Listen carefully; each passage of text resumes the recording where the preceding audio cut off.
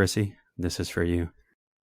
Welcome to the Elbow Nudge Podcast, episode 39. Today we'll be talking about Stranger Things 4. Stranger Things. I think we'll talk about like a little bit all the show really, but we do want to like focus, hyperfixate on season 4, right? Yes. Anything we need to bring up from other seasons, we will. Yeah, we're gonna generalize it for the most part, but we're really, really gonna fan out about season 4. Are there things to fan out about? Yes. Let's start right there, Caroline. Was that rhetorical? Let's get into this Russia plot. Ah. No. Let's not start there. I want to start on a good note. Of all the things to start with. Yeah. Well, we do have to get that out the way. But before that, I just wanted to ask you, because we got to do Stranger Things very recently. We did. You got to do season 3 very recently. I did. Yeah. In the span of like a day, I think. So just like we did before, I just want to know, what's your thoughts overall on season 4? Amazing. Excellent. Some of the best, we can call it television, right? Some of the best television, Yeah. even though it's a show. Some of the best television I've ever seen in a long time. It was really good. Everything was well paced. Everything called back to previous seasons too. Even like, as you know this, Tony, but I have a love-hate relationship with season 3.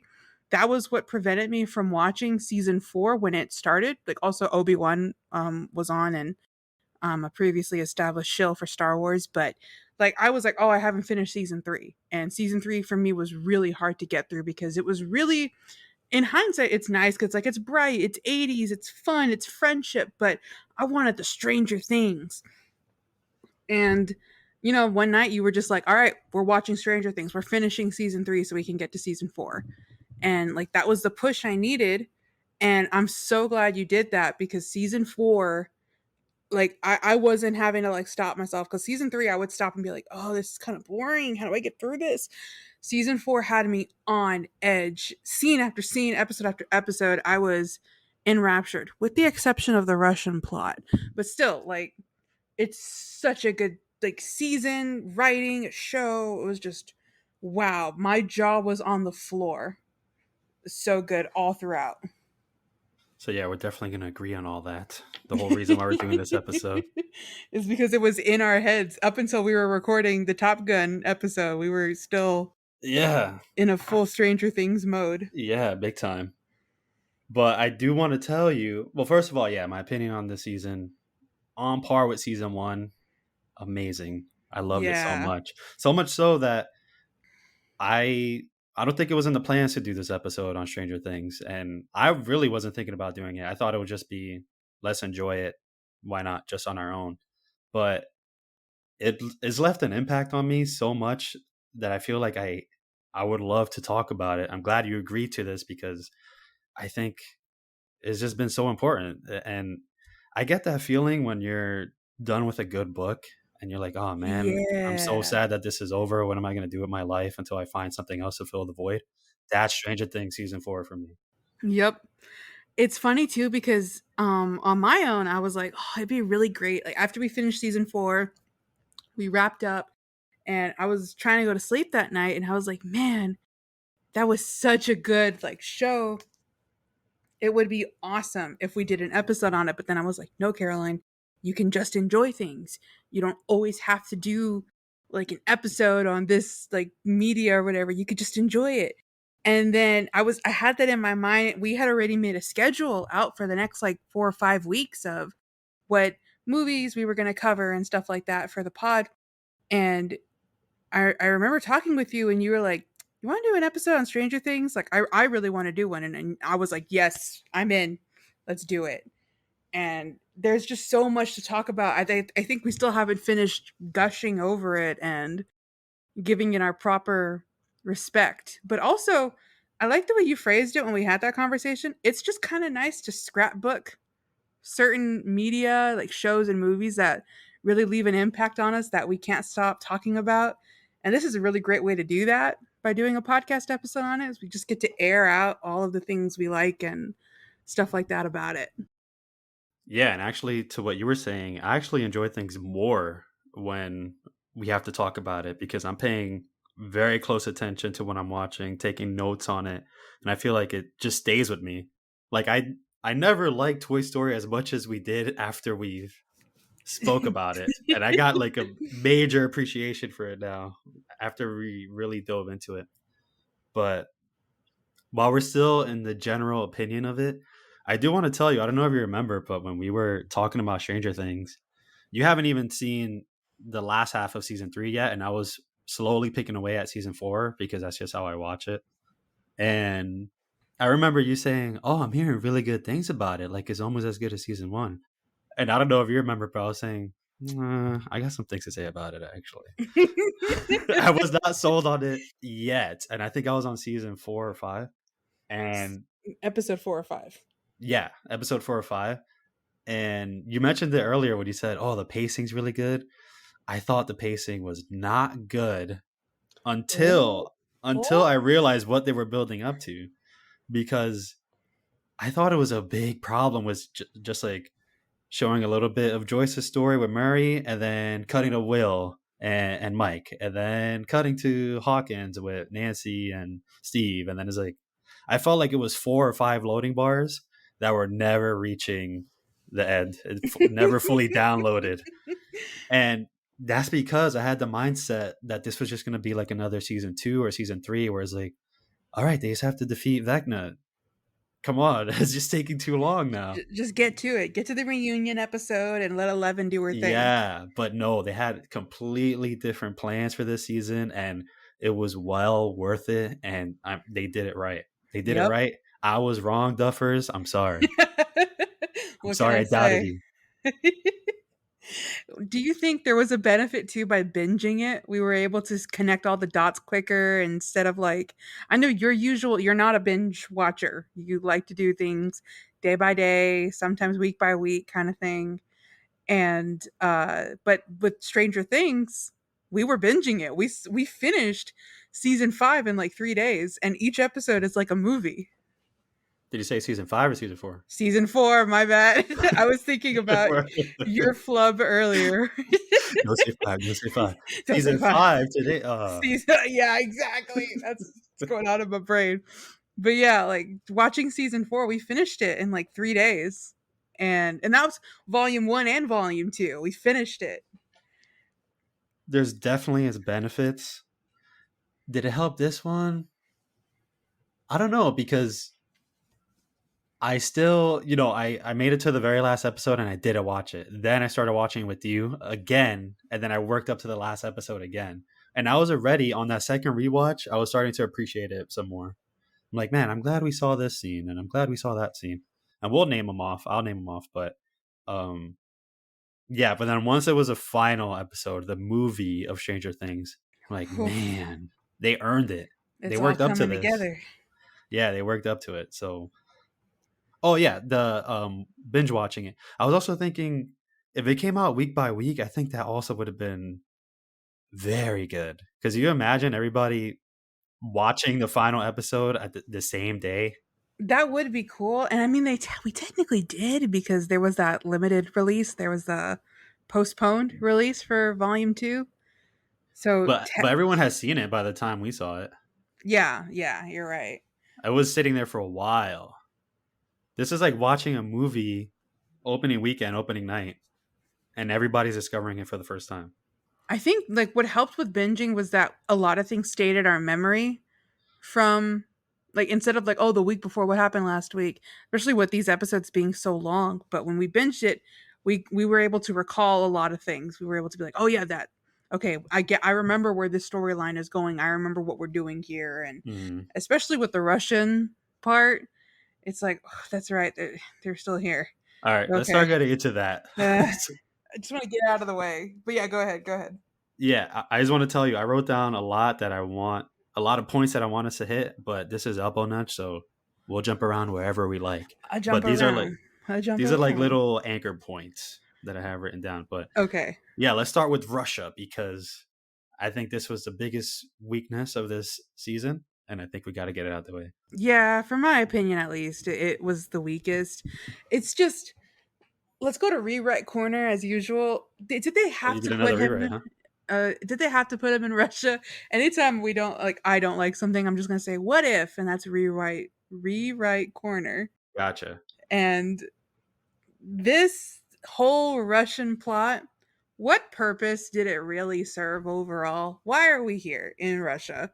When Hopper could have easily just gone through that portal at the end of season 3 to the Upside Down. I was gonna say, should we warn about spoilers? But no, we already said we're talking about season 4. It's Why always am I? spoilers, guys. It's always Why spoilers am I when we're gonna warn talking. about spoilers in season 3 if we're talking about season 4? But either way, um, yeah, why didn't he just go into the portal to the Upside Down and live there for I don't know however long, 6 months between 3 and 4? That's that the time Yeah, that's span. actually a very long time to survive in the Upside Down. Yeah, but I'm thinking like why couldn't he go in there, maybe not make it like 6 months or whatever, but that and then like in there when like Nancy and Steve and Robin wander in, he finds like the Mind Flayer or whatever, or he takes out the Mind Flayer in the Upside Down rather than have Joyce and Murray go all the way to Russia. They get double crossed by the pilot. There's a failed prison escape. Then there's a Demogorgon in there, and there's the dust. I guess like that's part of the Mind Flayer within the Russian base. There's other demo dogs and stuff like that, and it's just like such a messy plot. And then the other plot lines we were following, like 11 and Nancy and the kids and stuff like that, those were so interesting versus what we were doing here in Russia. It's like, come on. It was like we were just trying to get this one character to reunite with the others, and it just took a really long time, and I didn't like it. I didn't like that it took the whole season to get him out of that gulag. The things that makes it the worst, you already mentioned that, is that he escaped. There's various episodes to build up. The plan was for him to escape in this way, Yeah. and a lot of time was dedicated to that escape. And he Yeah. did, and he made it to the peanut butter hideout. Yeah. But then he got caught, and Yeah. then he went back, and then we had to Yeah. get him to escape again. And then they have to go back for the second Yeah, time. once they escape, then they go back It's so to fight the Demogorgon and I love Demodogs. I have so much respect for the Duffer Brothers. I love what they're doing, but this every writer has a blank spot, a weakness. You can't always hit that 100 mark. And this Russia plotline was wow, was I something. think it could have been salvaged if they managed to get back to Hawkins or do something more meaningful in the battle, because their mentioning of the hive mind and how whatever they do here affects the fight. Nah, it was just so last minute thinking. Yep. Yep. It really did not affect the fight at all. This plot did not affect the story at all. I was thinking about it, and I really do think you could remove every single scene in Russia, and even at the end when they reunite, I think it will be fine. I think you will have no loss of context. It'll just be like, "You're back, Dad. I kept the door 3 inches open, 3 inches all the time, or whatever. 3 inches." So yeah, I don't think you lost anything if you're to remove all of it. Yeah. I mean, you get some really funny moments like with Murray. Is it my fingers are like arrows? My My arms like arms iron, iron, my legs the like spear. spears. Like that's pretty funny. So you But you like Murray, right? I do. I like Murray. I think he's funny.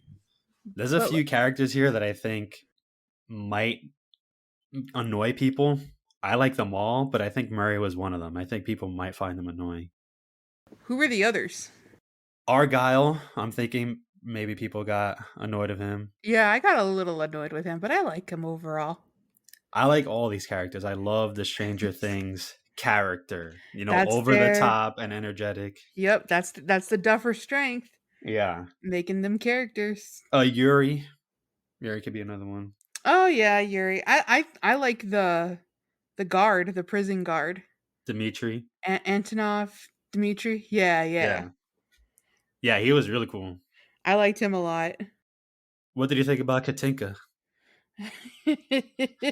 Oh no, not Katinka, no. We'll pass on that one.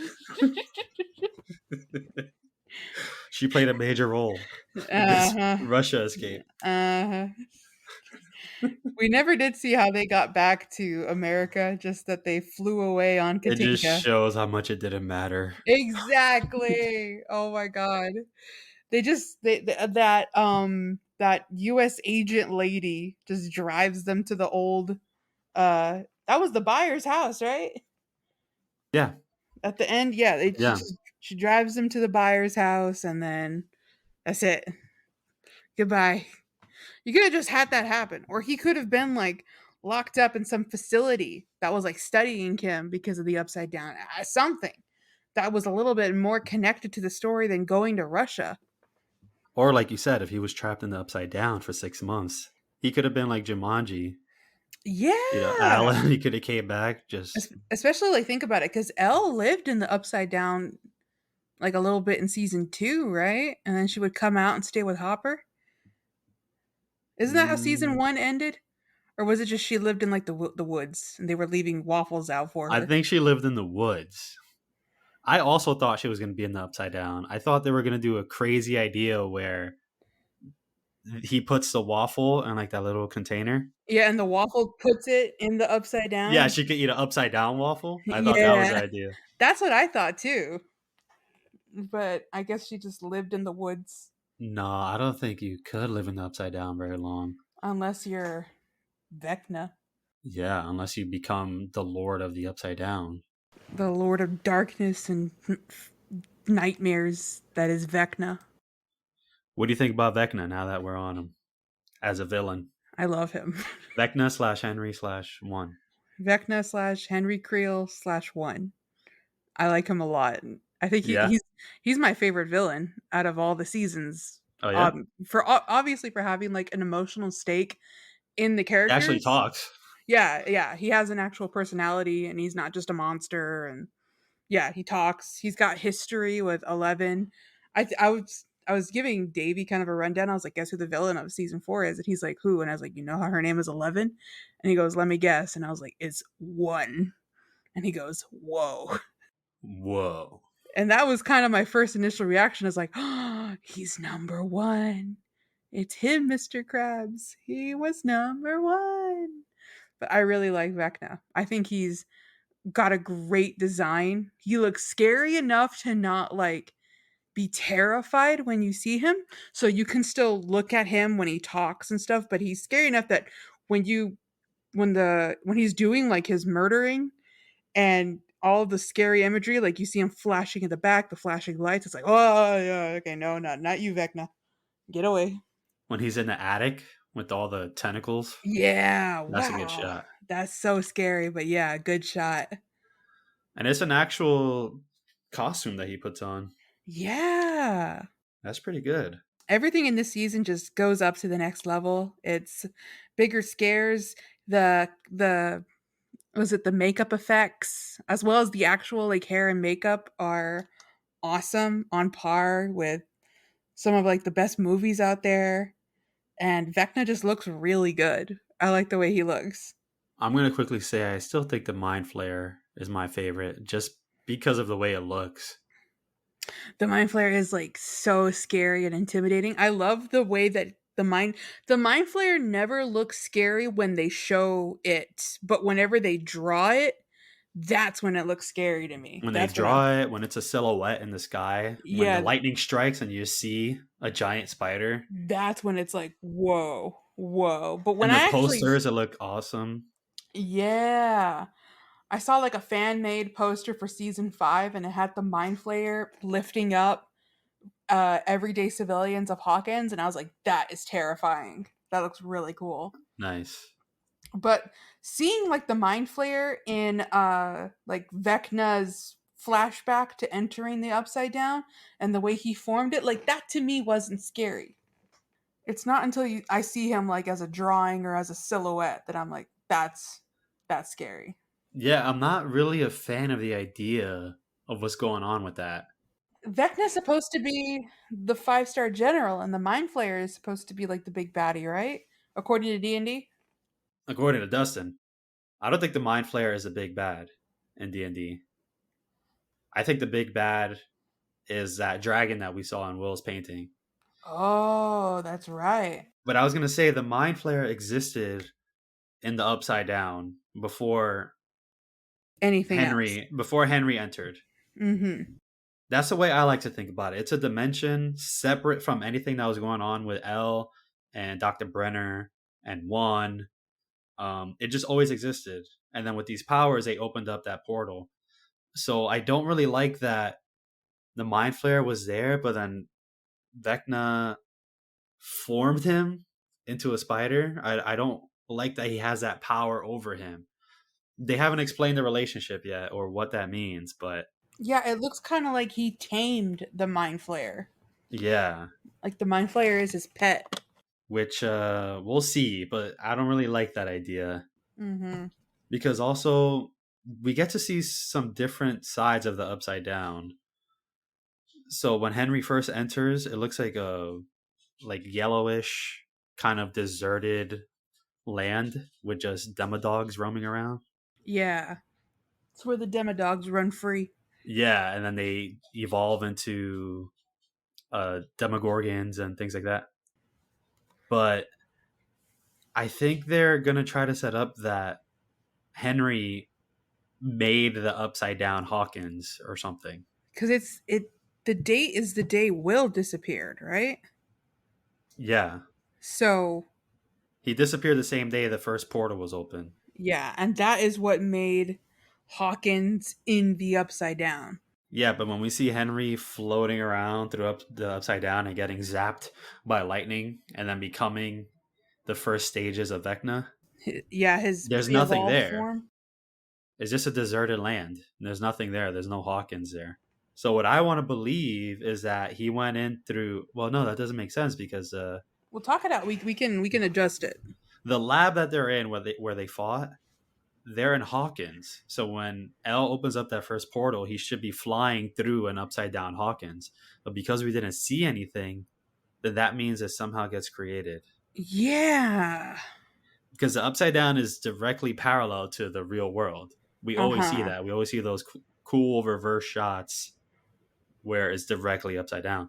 But we didn't see anything when he first entered the upside down. So when L pushed him in, that did not create Upside Down Hawkins. It was so, and also there is a period of time between L defeating one, two, um, Vecna kidnapping Will, because there is also that period of time where they're subjecting 11 to those like underwater tests with the Demogorgon. You know those flashbacks like in season Oh one, yeah, you're right. You're right. and that's because they're trying to find one. They're trying to find where he went, and they somehow came into possession of a Demogorgon.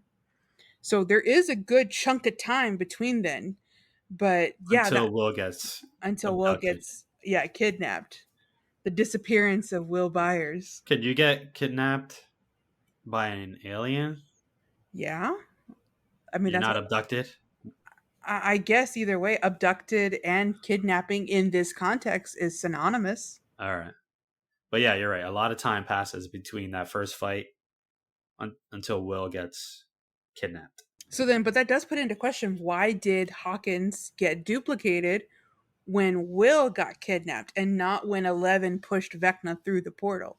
We got to write this one down for season 5. I This is a think the question. Duffers are setting it up so that Henry created Hawkins, but I don't know why he would.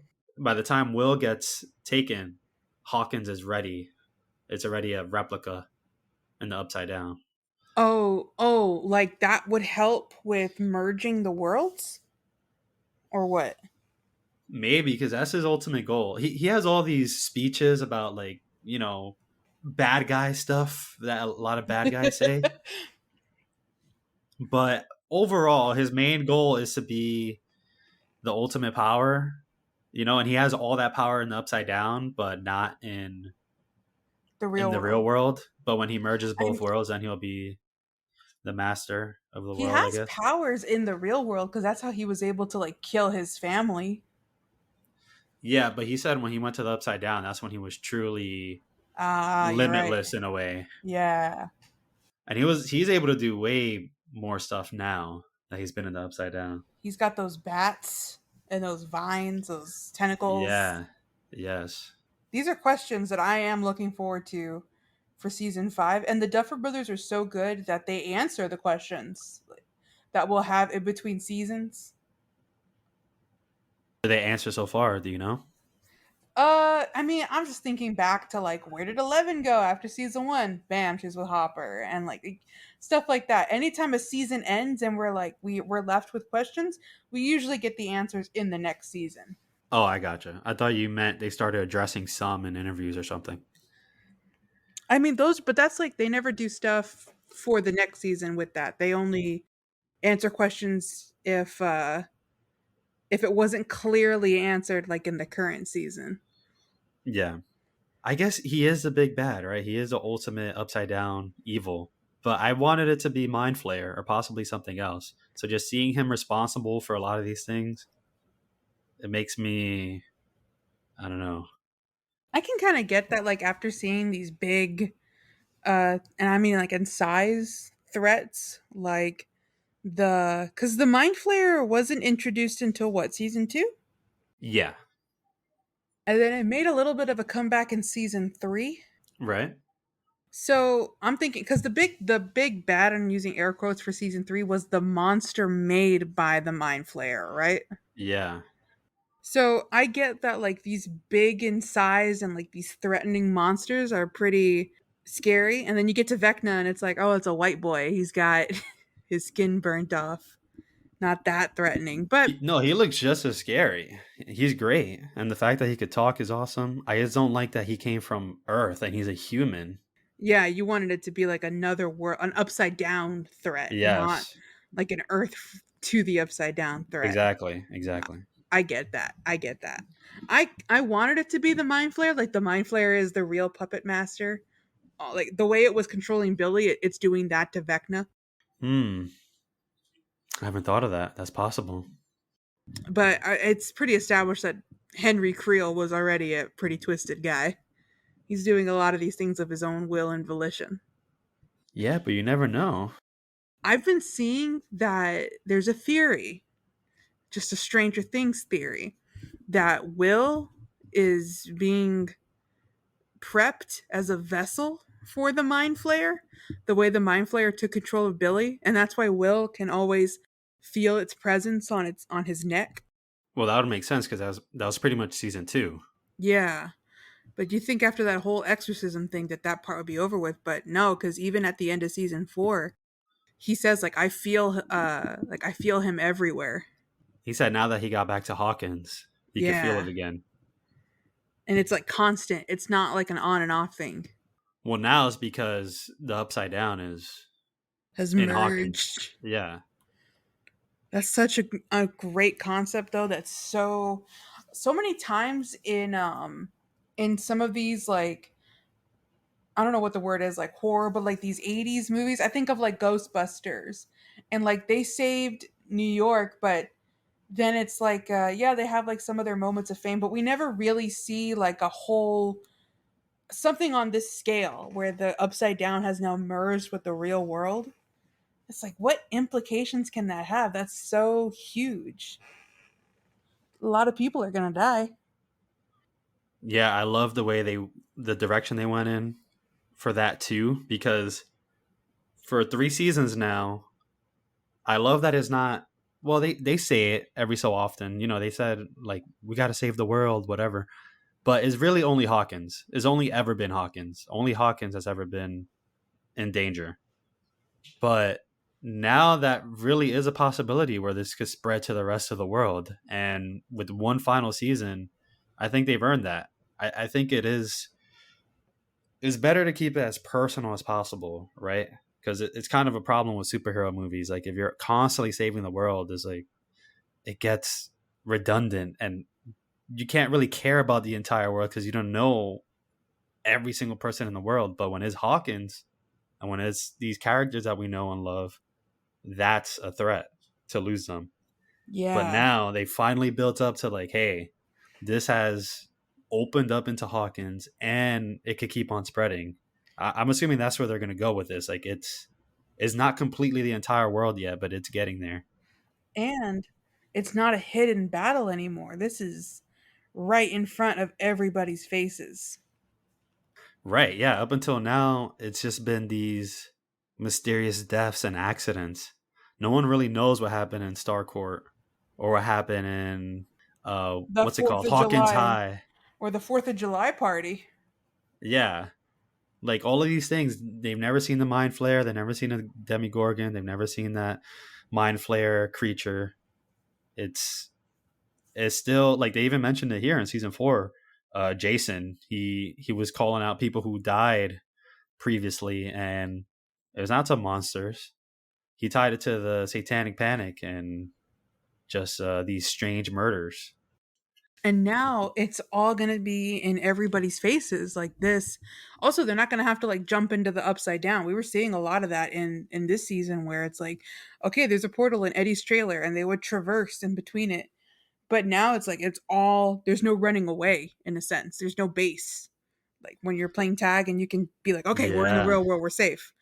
It's like that's not there anymore. There's no safety net. And they're fighting out in the open. They have to protect their families and all of that now in this next season. we're already thinking about next season. I know it's it's already captivating our minds, even though we'll have to wait like 2 years. So, did you want to say some season 5 predictions since we've been talking about season 5 so much? I think we can get into the season 5 before we start continuing our gush about season 4. I predict that it's not like a super specific prediction, but I think that 11 is not going to like join human society at the end. You know what I mean? Like she's going to be some kind of upside down hero, or I don't know how like specifically it'll end, but just 11 herself.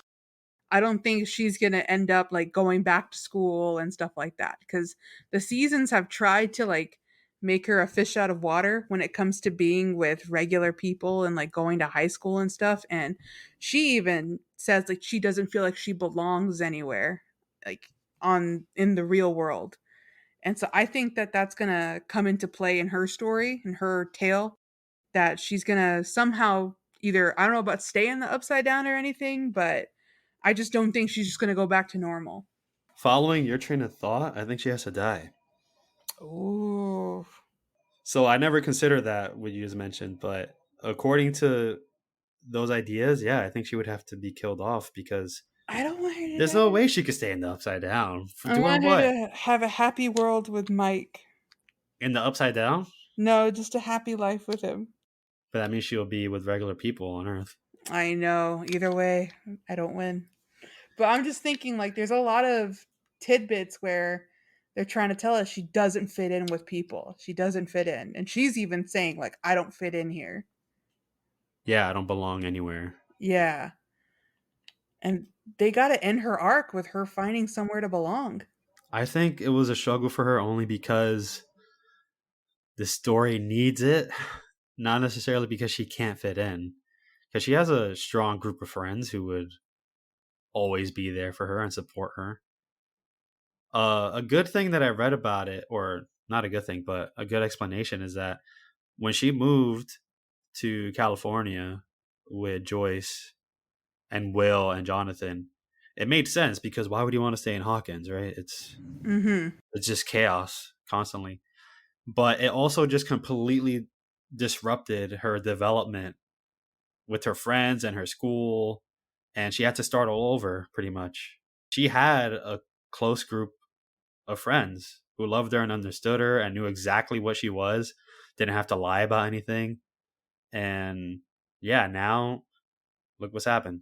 She just started all over again. I feel like she could get to the point where she can live a normal life, but I don't know. I think with what you said, she probably could also die in season 5. I don't want to make that prediction. I don't want my girl to My die. prediction is she'll die in season 5. No. If she's in Hawkins, if she stays in Hawkins, then yeah, she'll have the chance to like assimilate because you're right. Like she has a support group. She has people who love her and understand her and everything. But California, you could tell she just really hated being with regular people. Yeah. Her only friend was Will. Yeah. Sorry, Will. Sorry, Will. I was watching there's like a video on GQ where the costume designer talked about that, like now that they're living in California and 11 is like living with the buyers, the clothes that she wears throughout season 4 are borrowed clothes from all three of them, from Joyce, Jonathan, and Will. What? Yeah, like when she's at the rollerblading rink, she's wearing Will's shirt under a dress that was Joyce's. I like that. They put thought into that. They did. And so like the costume designer put so much thought into each character's outfits, like even to the point where they would shop kind of thing. So like for example, Max, they wanted her to be kind of like, I don't know if Target was around in the 80s, but they all of her clothes are things that you would buy in a Target. Just kind of like vintage Target clothes The because 80s they Target. yeah, because they figured Max would wear like living kind of like the way her mom was like marrying Billy's dad and stuff. She would buy her clothes from Target. And so they always make sure Max's outfits come from an outfit that Target previously sold or looks like an outfit Target sold. But like for 11, they were like, okay, she's living with the buyers now, and so that means she's going to get a lot of hand-me-down clothes from them. So she has clothes from Joyce, she has clothes from Jonathan, and she has clothes from Will. And you'll see that Do in a they lot explain Erica's outfits? in air. I think they did, but I skipped over that. Because hers are the most mysterious to me. They look bad. Some of them, she said they were like custom fabric. They wanted to go for kind of like the Lisa Frank because hers are like really pastel and stuff like that. I feel like she's wearing pajamas half the time. It was supposed to be from I have a picture here. They said it was supposed to be like little girl 80s because she's what, 11? Yeah, I think so. And that was during like the time of like wearing sweatpants under the skirt and stuff like that. And they looked up uh what they did for a lot of the outfits is they looked up yearbook photos for that year that it was made. So like they opened up a middle school yearbook and they saw girls wearing clothes like Erica's, and that's how they figured out Erica. But then they were like, what are her favorite colors? What are some of the, if she's into My Little Pony, that means she's going to be into like the really pastel kind of color palette, and they would print custom fabric so it would match her personality style. I was watching a Vsauce video since you mentioned the Hey, yearbook thing. Vsauce here. Did you see the latest one where it's talking about why people in the past look so much older? I don't follow Vsauce. Okay. Well, there's a video. I'm sure you've seen this come up though, where have you ever seen just like photos from the 80s and you find out like this 40-year-old person is actually like 20? Yeah. Like you're just looking at a yearbook and it's like that person is 18, they look like 30 years old. My father was he was in his 20s and during the 80s, and he has a photo of like a family photo with like his parents and all his siblings, and my dad is wearing a bright baby blue suit. And I looked at him and I was like, "Dad, how old are you in there? Were you like?" I think you told me about that suit, like Yeah, the Lloyd Christmas suit, yeah. Dumb and Dumber. Oh wait, you Yeah. haven't seen it though. I haven't seen it, but I know, yeah, but I remember telling you about it. I was like, this is the kind of suit he wore. And I was like, Dad, how old are you there? Were you like, I think I said, like, how old were you in that photo? Were you like in your 30s or something? And he was like, nah, I was 24. And I was like, what? How's that possible? What? Like, I'm older than him in that photo. Yeah, I don't know why it's like a phenomenon of people looking older even though they were younger. I didn't finish the video yet, but yeah, they explained it. But I just brought it up because they were showing 80s, like people from the 80s. I'm like, man, Stranger Things, they got it right. Except they all look way too young. Like everybody here looks super old in these pictures. The clothes is right, the hair is right. It's so perfect. Like the clothing that they did, the clothing research. Look at this shirt for Dustin. It's actually Scantron bubbles printed on a shirt. And what they did was they asked Gaten Matarazzo, like, "Oh, what do you think he would have put on a shirt if he could color it?" And they said, "Oh, like D&D, like maybe some old Legend of Zelda imagery." And so that's what they did. They drew in like a dragon. They drew in like a wizard on the back that looks like Will's wizard. Like just the attention to detail is Yep, so amazing. I'm seeing it now.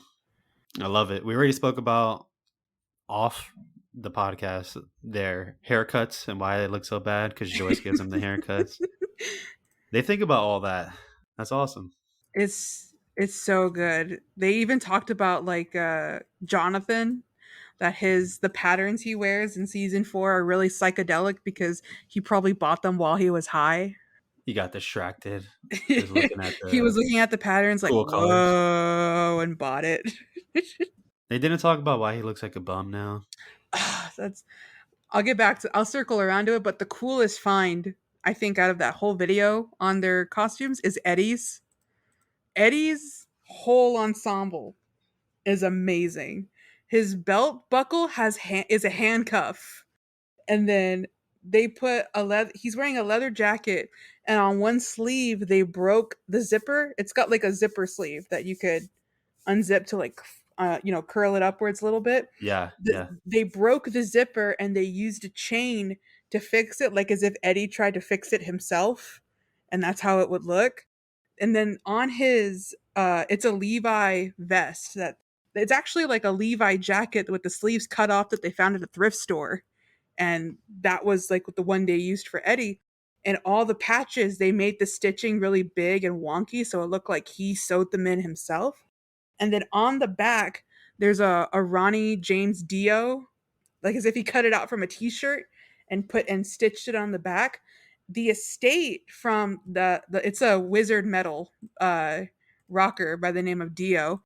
The estate of Ronnie James Dio actually sent the costume department of Stranger Things old merchandise, like old t-shirts and sweatshirts, and so that's what they cut and they actually put on Eddie's vest, was an old t-shirt from that metal singer or band. Yeah, that's a very classic thing to do. If you have a jean jacket, you just fill it up with band shirts or pins or patches. You just cut up old shirts, sew it onto the back of it. It's Is awesome. so cool. Like just the attention to detail and the love they put into Eddie from the outfit is like wow. In the video, he's got the longest like portion. They talk a Describing lot. everything for him. They talk a lot about his outfit and how they put it all together. Like he wears Reeboks with the tongue pulled all the way out. It's just really cool. Every little detail. They took everything into account. They even like they talked about wanting to put Max in a lot of darker colors, but that kind of like cyan turquoise jacket that she wears, that was sold at Target. And so they figured that like her mom would have bought her that, and that was like one of the only things she kept from moving to the trailer home because her mom bought it for her or something.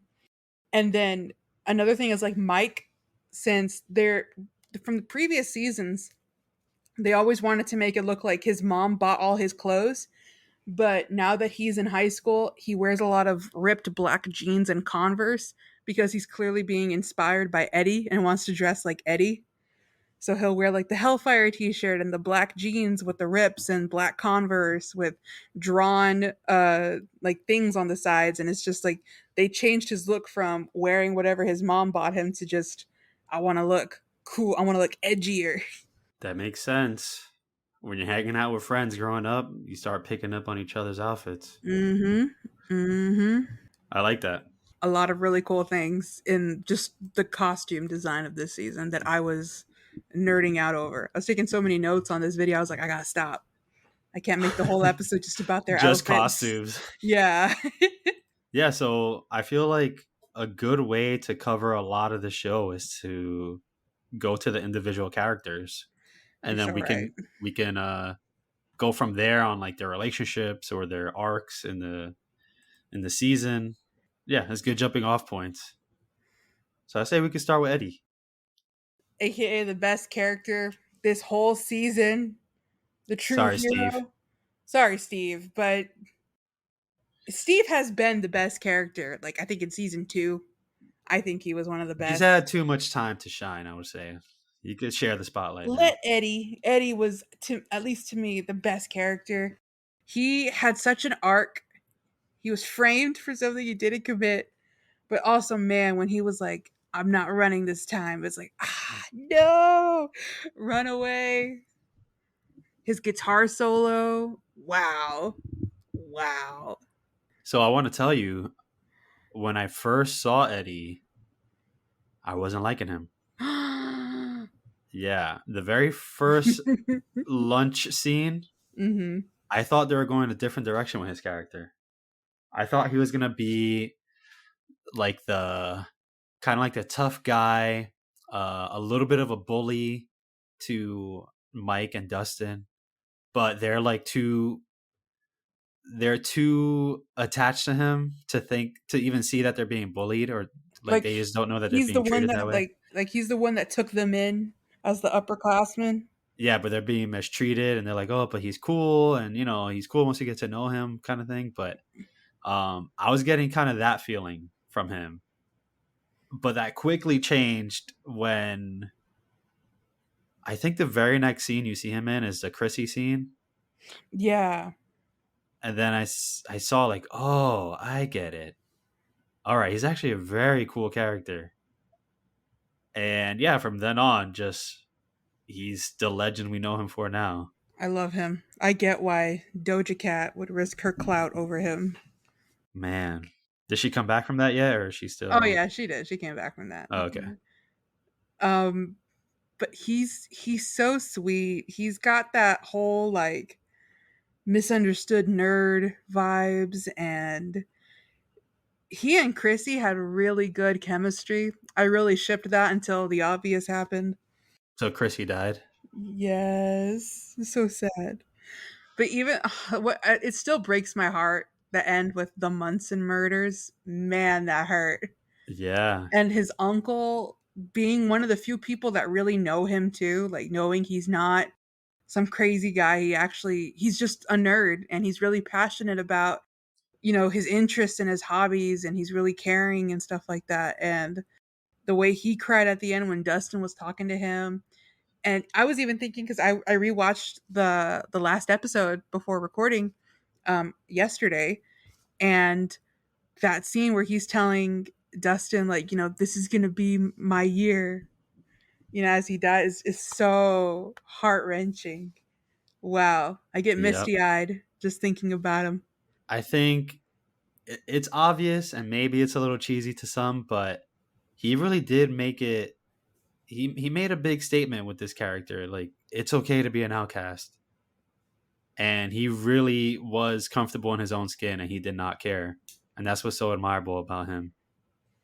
He's just such a cool character. Like, they really got something special with him.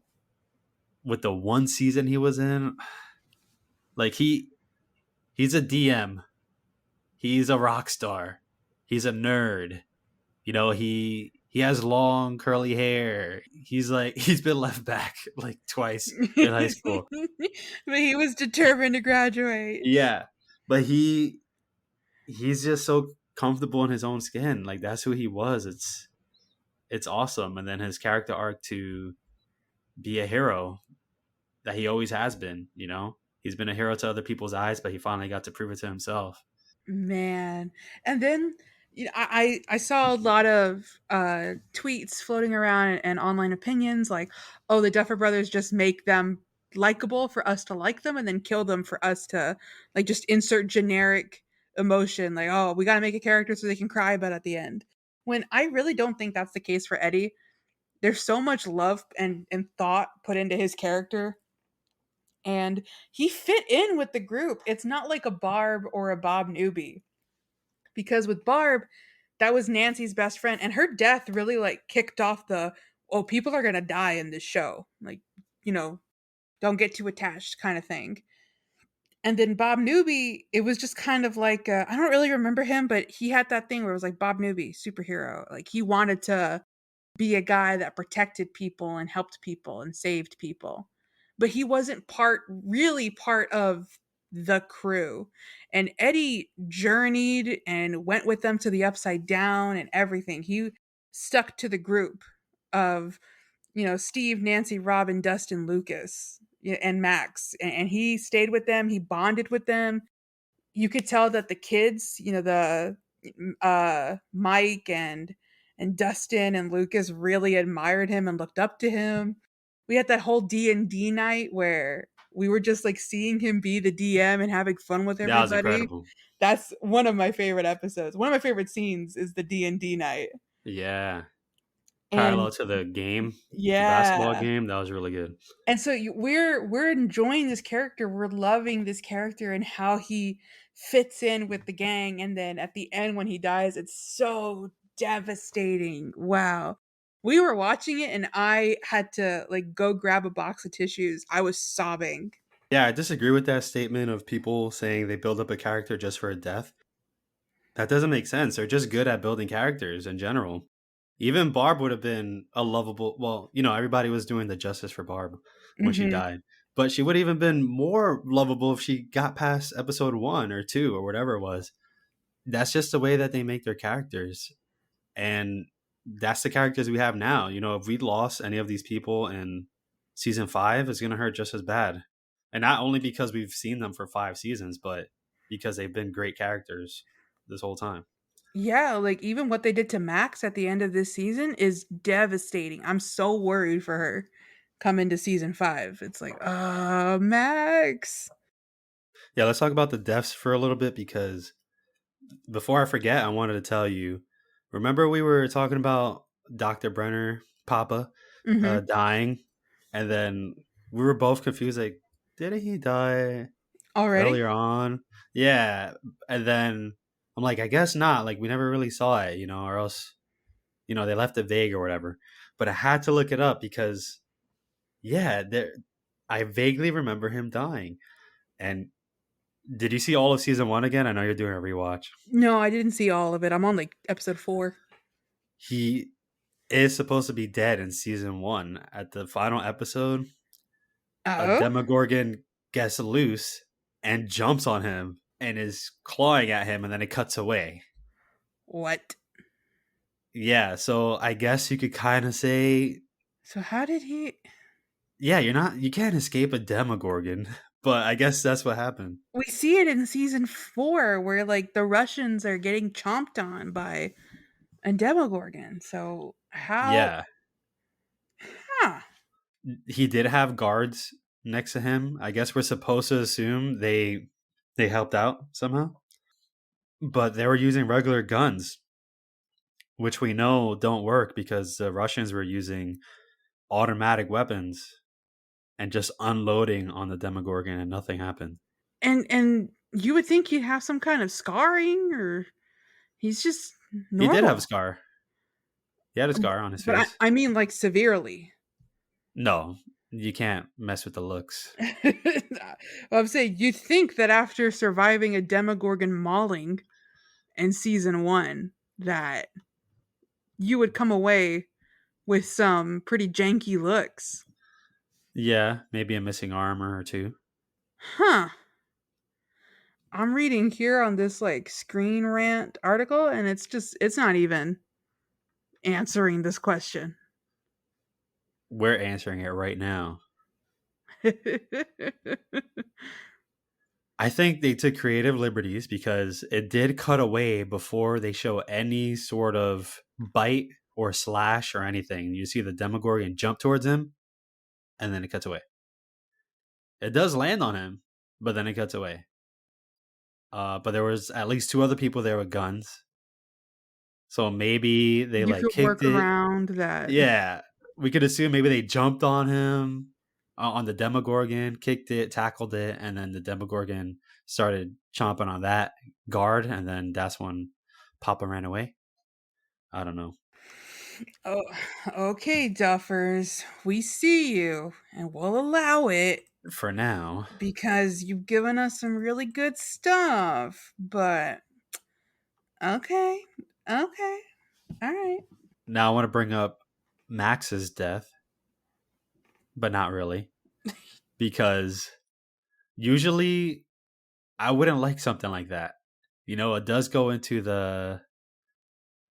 I'm very anti the no one's ever really gone, as you already know. Yes, If yes. somebody's dead, they gotta stay dead. But the reason I like this is because the whole point of a death is that there's a consequence. You went through the emotions of watching them die, but also they're gone, and you have to find out how to move forward without them. You gotta mourn and grieve and see your characters mourn Yeah, and and if grieve. they keep coming back, it's like, who cares? What's gonna happen to them now? I'll never believe they're dead again.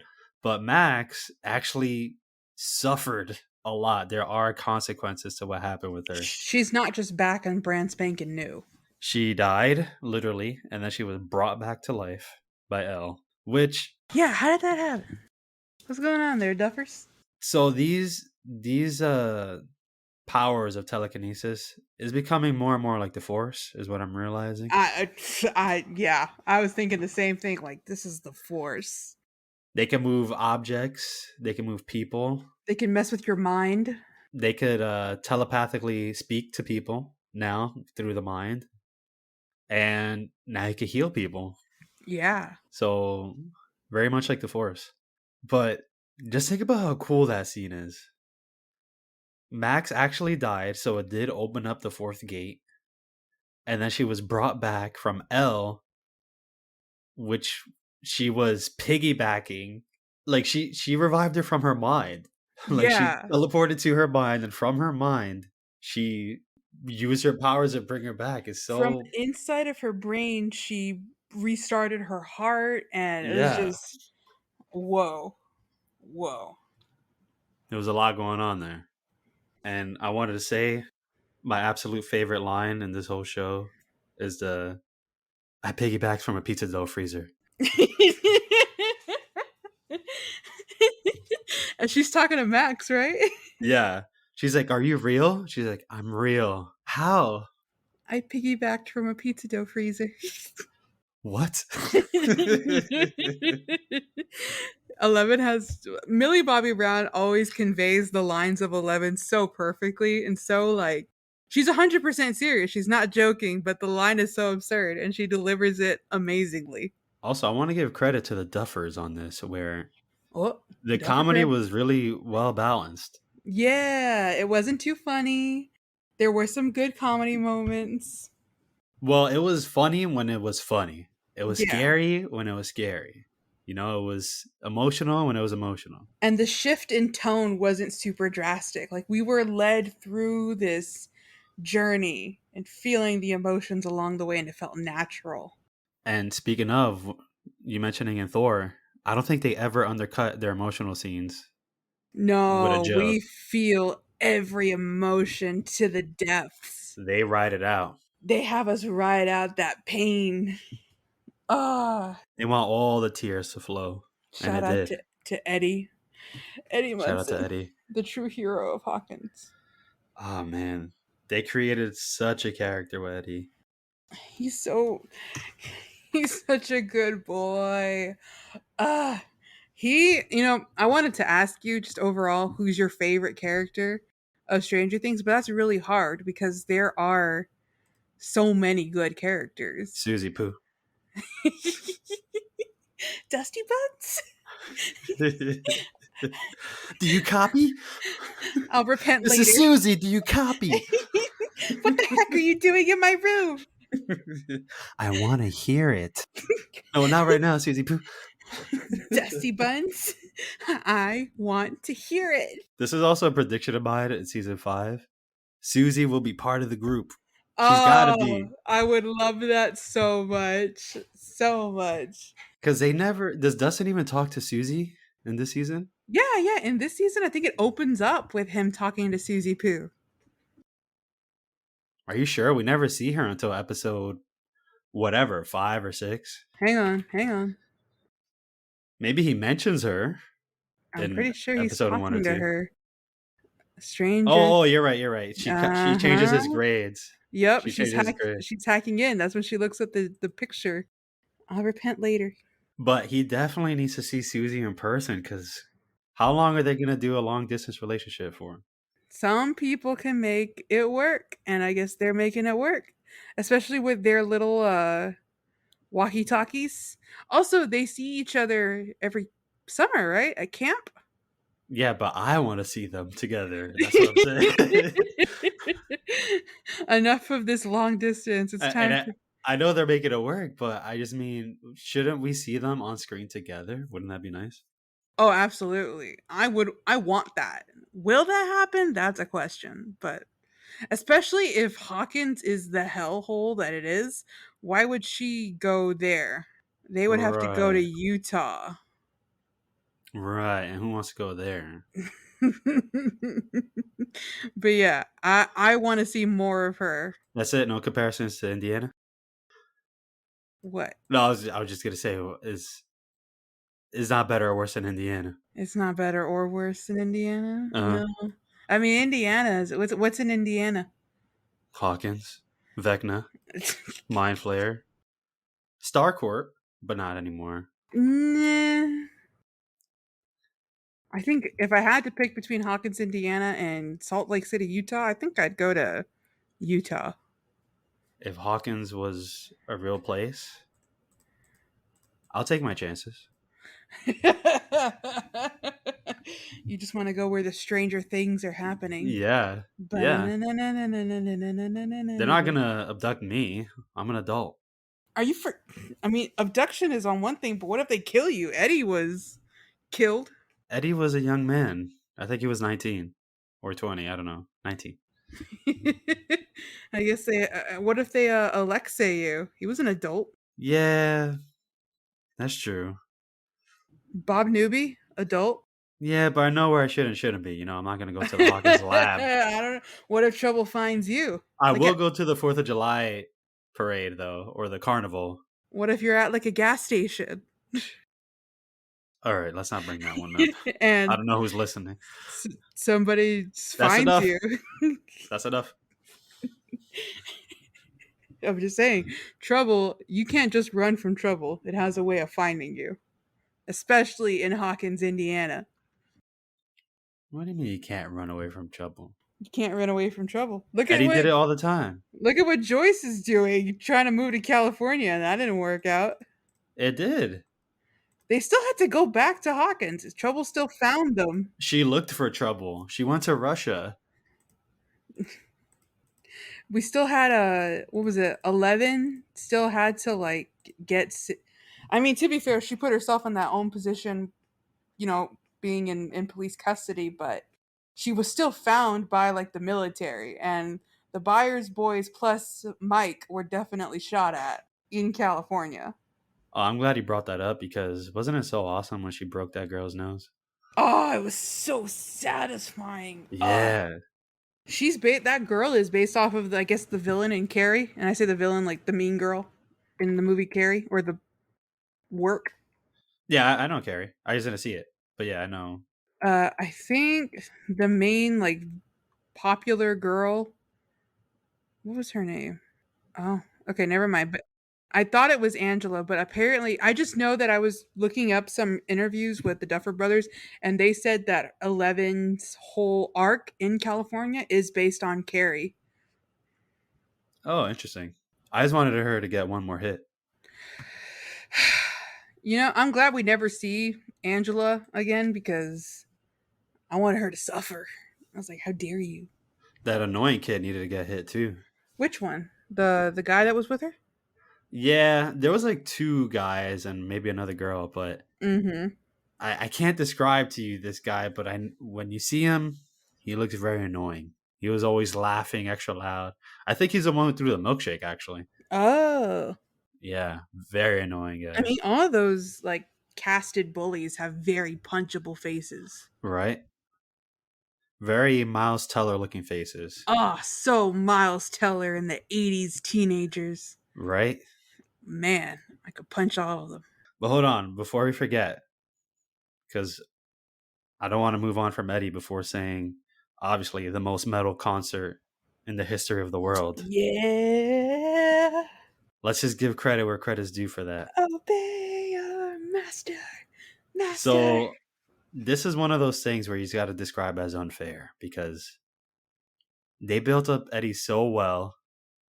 He had that conversation with Chrissy, inviting her to his band, like his one of his shows. Yeah. So we know he plays guitar. We've seen ahead of time that he has a guitar that he very much loves hanging in his room. That guitar pick that he's got. Yeah, he keeps it. He always keeps it on his neck, right? Like, so I Yep. pull it out at the end. Mm-hmm. So, man, and then they set it up perfectly when they go to the Upside Down. He's playing his upside down version of the guitar, and then Yeah. he's rocking out in the Upside Down, lowering Yeah. Demobats.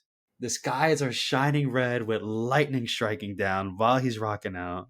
He dedicated it to Chrissy, the whole song. Yeah. It was so good.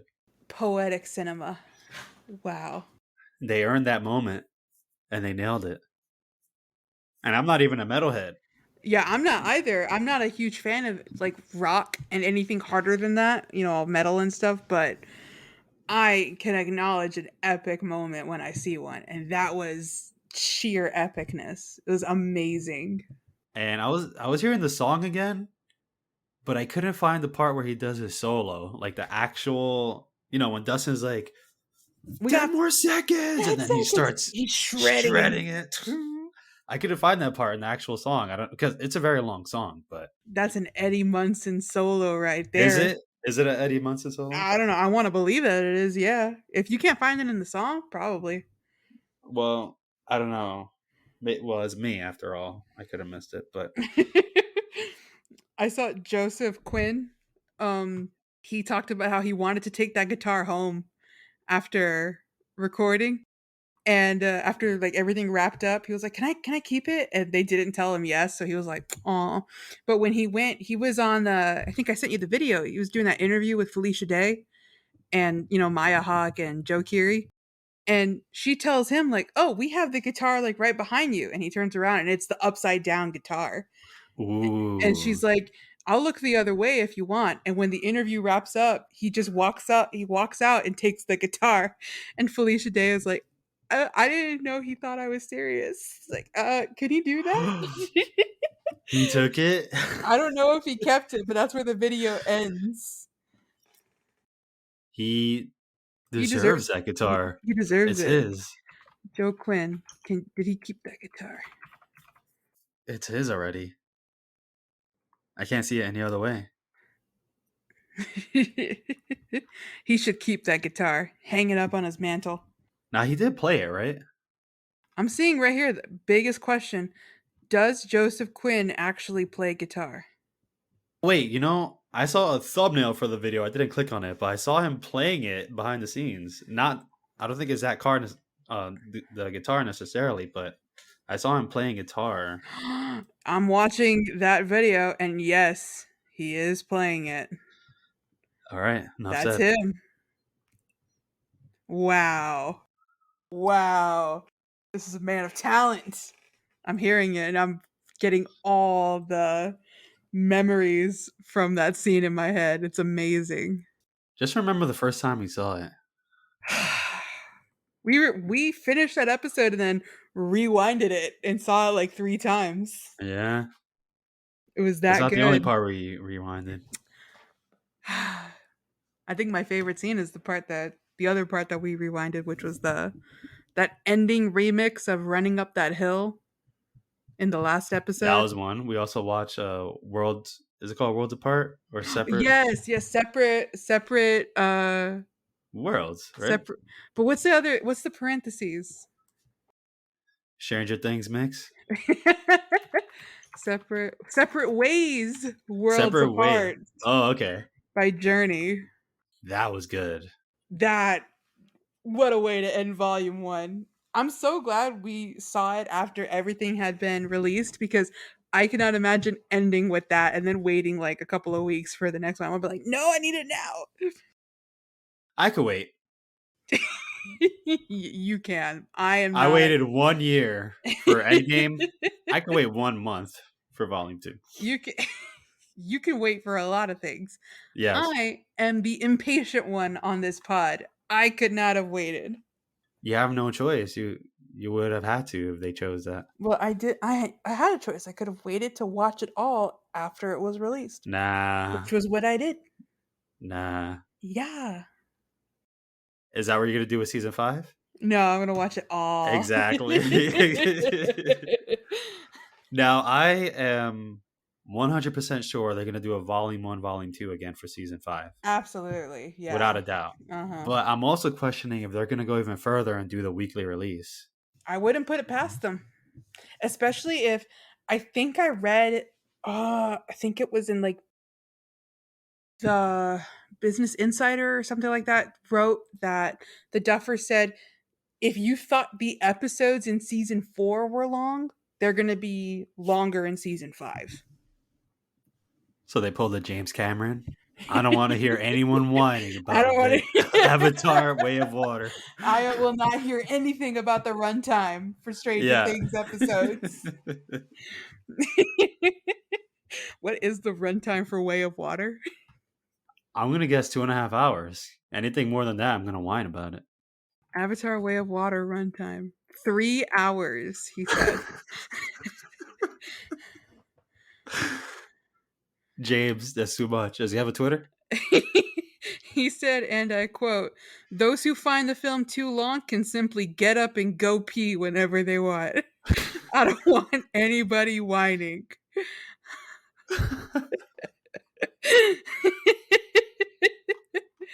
I love it. Is he saying the entire movie is get up and peeable, where you could just miss it Is that a way to advertise your film where it's like, yeah, you can get up and pee whenever you want? whenever you want? Yeah, you're not missing much. I feel like he's like that dejected old man that's like, all right, if you really are complaining about it, just get up and go pee. Go ahead. Also, I guess that would increase the sales because like, oh, I missed that part. I gotta watch the movie again. Well, after they pay for the ticket, he doesn't care if you just leave, right? You already That's bought the ticket. You don't have to stay for the whole runtime. I guess he would care, like if you want that internet clout, if you want people talking about it and being like, oh, isn't that a great scene or stuff like that. Right. But man, so these episodes are going to be longer. Season And 5, get ready for Way of Water 6 times. Or however many I really like episodes. the length of these episodes. I agree. I like it. I am not a person to complain about runtime. I think the only time I complained was very recently. I saw the Jurassic World movie and the newest one. It You came saw out. Dominion? I did. I saw Dominion. It came out on stream yesterday for early Oh, access. And that's a 2.5 hour film about dinosaurs. It is too long. But it's so long because it's not holding my attention. Stranger Things has proven with the last episode in volume 2, it held. It did not even feel like 2.5 hours to me. I was glued to the screen. it was another one of those where I felt like I didn't want it to be over. Yeah, and it's so long. I want another 2.5 hour finale for season 5, I want hopefully. a 3 hour finale. I want them to commit and go full Lord of the Rings for the finale. I want the Zack Snyder cut of this finale. I want 4 hours. I don't think we're gonna need a Zack Snyder cut. It's the Duffer cut every time. Only 13 hours? Come on. Come on, Duffers, give us the real runtime.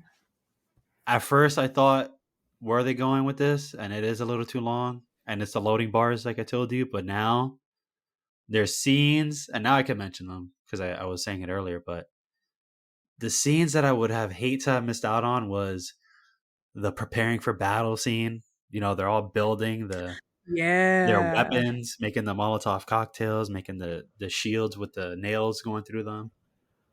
And Going to the come gun on. store. Well, the moment with Eddie and Dustin where they start like play fighting. Oh yeah. And it's like that calm before the storm where Yeah. they're all just chilling outside that RV. And Robin's little talk with Steve about she didn't think they were all going to make it. That was a pretty honest moment right there. Mhm. And hinting that, yeah, someone's not coming out of this. It was all hitting them at that moment and she even says like, you can't think about it too much cuz then you kind of want to run away, but this is not like this is a something you got to face. I'm proud of these guys. They decided we're going back to the Upside Down and we're gonna kill Vecna ourselves. Yeah. And Max volunteering herself as bait. Yeah. Wow. I was thinking that early in our conversation, talking about how she didn't come back unscathed. Like, even when they did bring a character back, it cost so much. I'm so worried for her. Like, she's probably going to be blind, and just what's in store for her as a character in her story is so like, ugh, Max. So yeah, like you said, now we know there's gonna be a time jump. I'm assuming she would be healed from her broken bones. Mm-hmm. But I think they're gonna keep her blind. I think they're going to keep her in a coma. No, she's coming back. I think she's going to stay in a coma The until entire something season. not the entire season, but for the beginning, like after this time jump, she's going to still be in a coma when we see her again. Like 1, maybe 2 years later, she'll still be in a coma. Yeah. That makes sense. I don't think. Especially when the Duffers explained in an interview that they had every intention of killing Max at the end of season 4, but because of the pandemic, they were able to write 4 and 5 consecutively, the seasons, and work everything out and finish writing the story. And when they got to season 5, they realized, like, oh, we need Max in a coma. Like, Max is in a coma for a reason. So, So that knowing means Elle's gonna piggyback again. They're gonna something fight like in her that, mind. knowing that now, I'm thinking she's definitely going to still be in a coma when we see her in season 5. So that means, wow, if she is gonna be in a coma, then that she can't heal during the season. It won't be enough time for her to get out of the cast. I mean, you can heal from your bones while still being in a coma. Yeah, but she would have to learn how to walk again and use her arms Yeah. again, all within that season. Yep. Little physical therapy. Yeah, and then yeah, I think she's blind.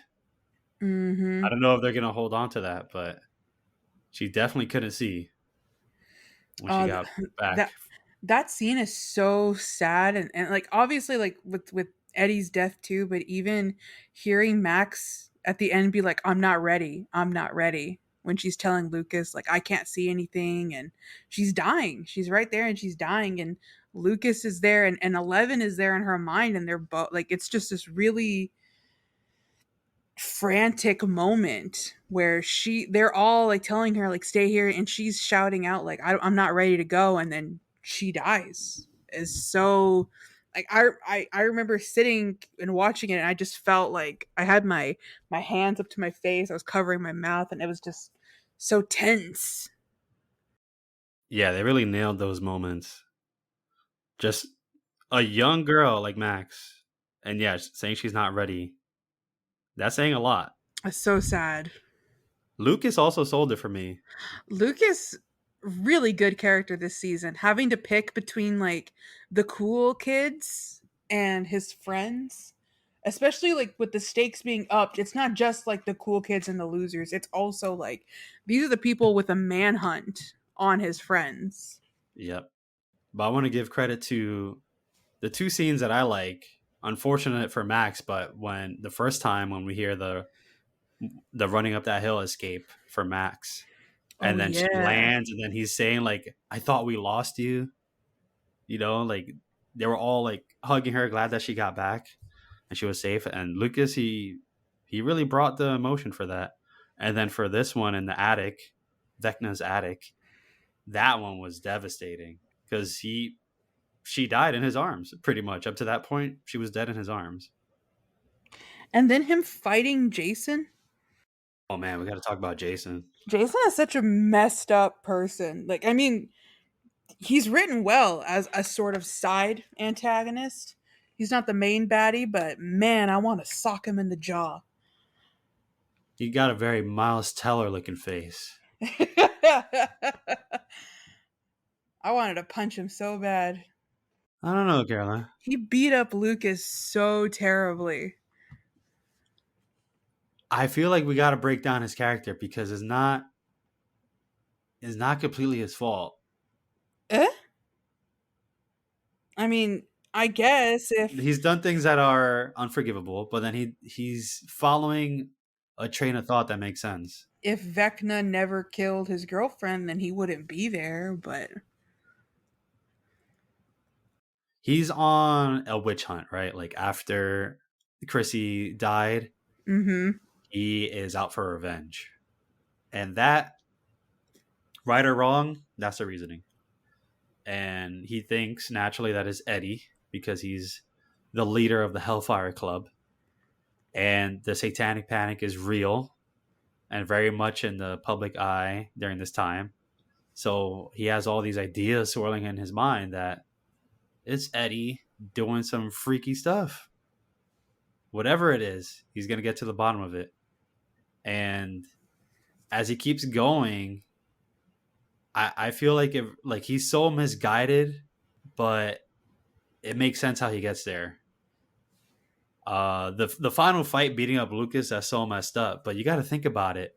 This whole time he's thinking there's a club of people doing like dark black magic, and then he comes up to this abandoned house, pretty much haunted looking house, and then he sees Max in a trance. Her eyes are glazed over white, and then what else is he gonna think? Like, I finally saw it with my eyes. There's black magic going on in this attic. And I think he was on the right track at first, right? He's telling Lucas to wake her up, like get her out of that right now. So because we know Stranger Things and we know exactly what's going on, is like, dude, this is way over your head, and you're gonna ruin this for us. She has to stay asleep.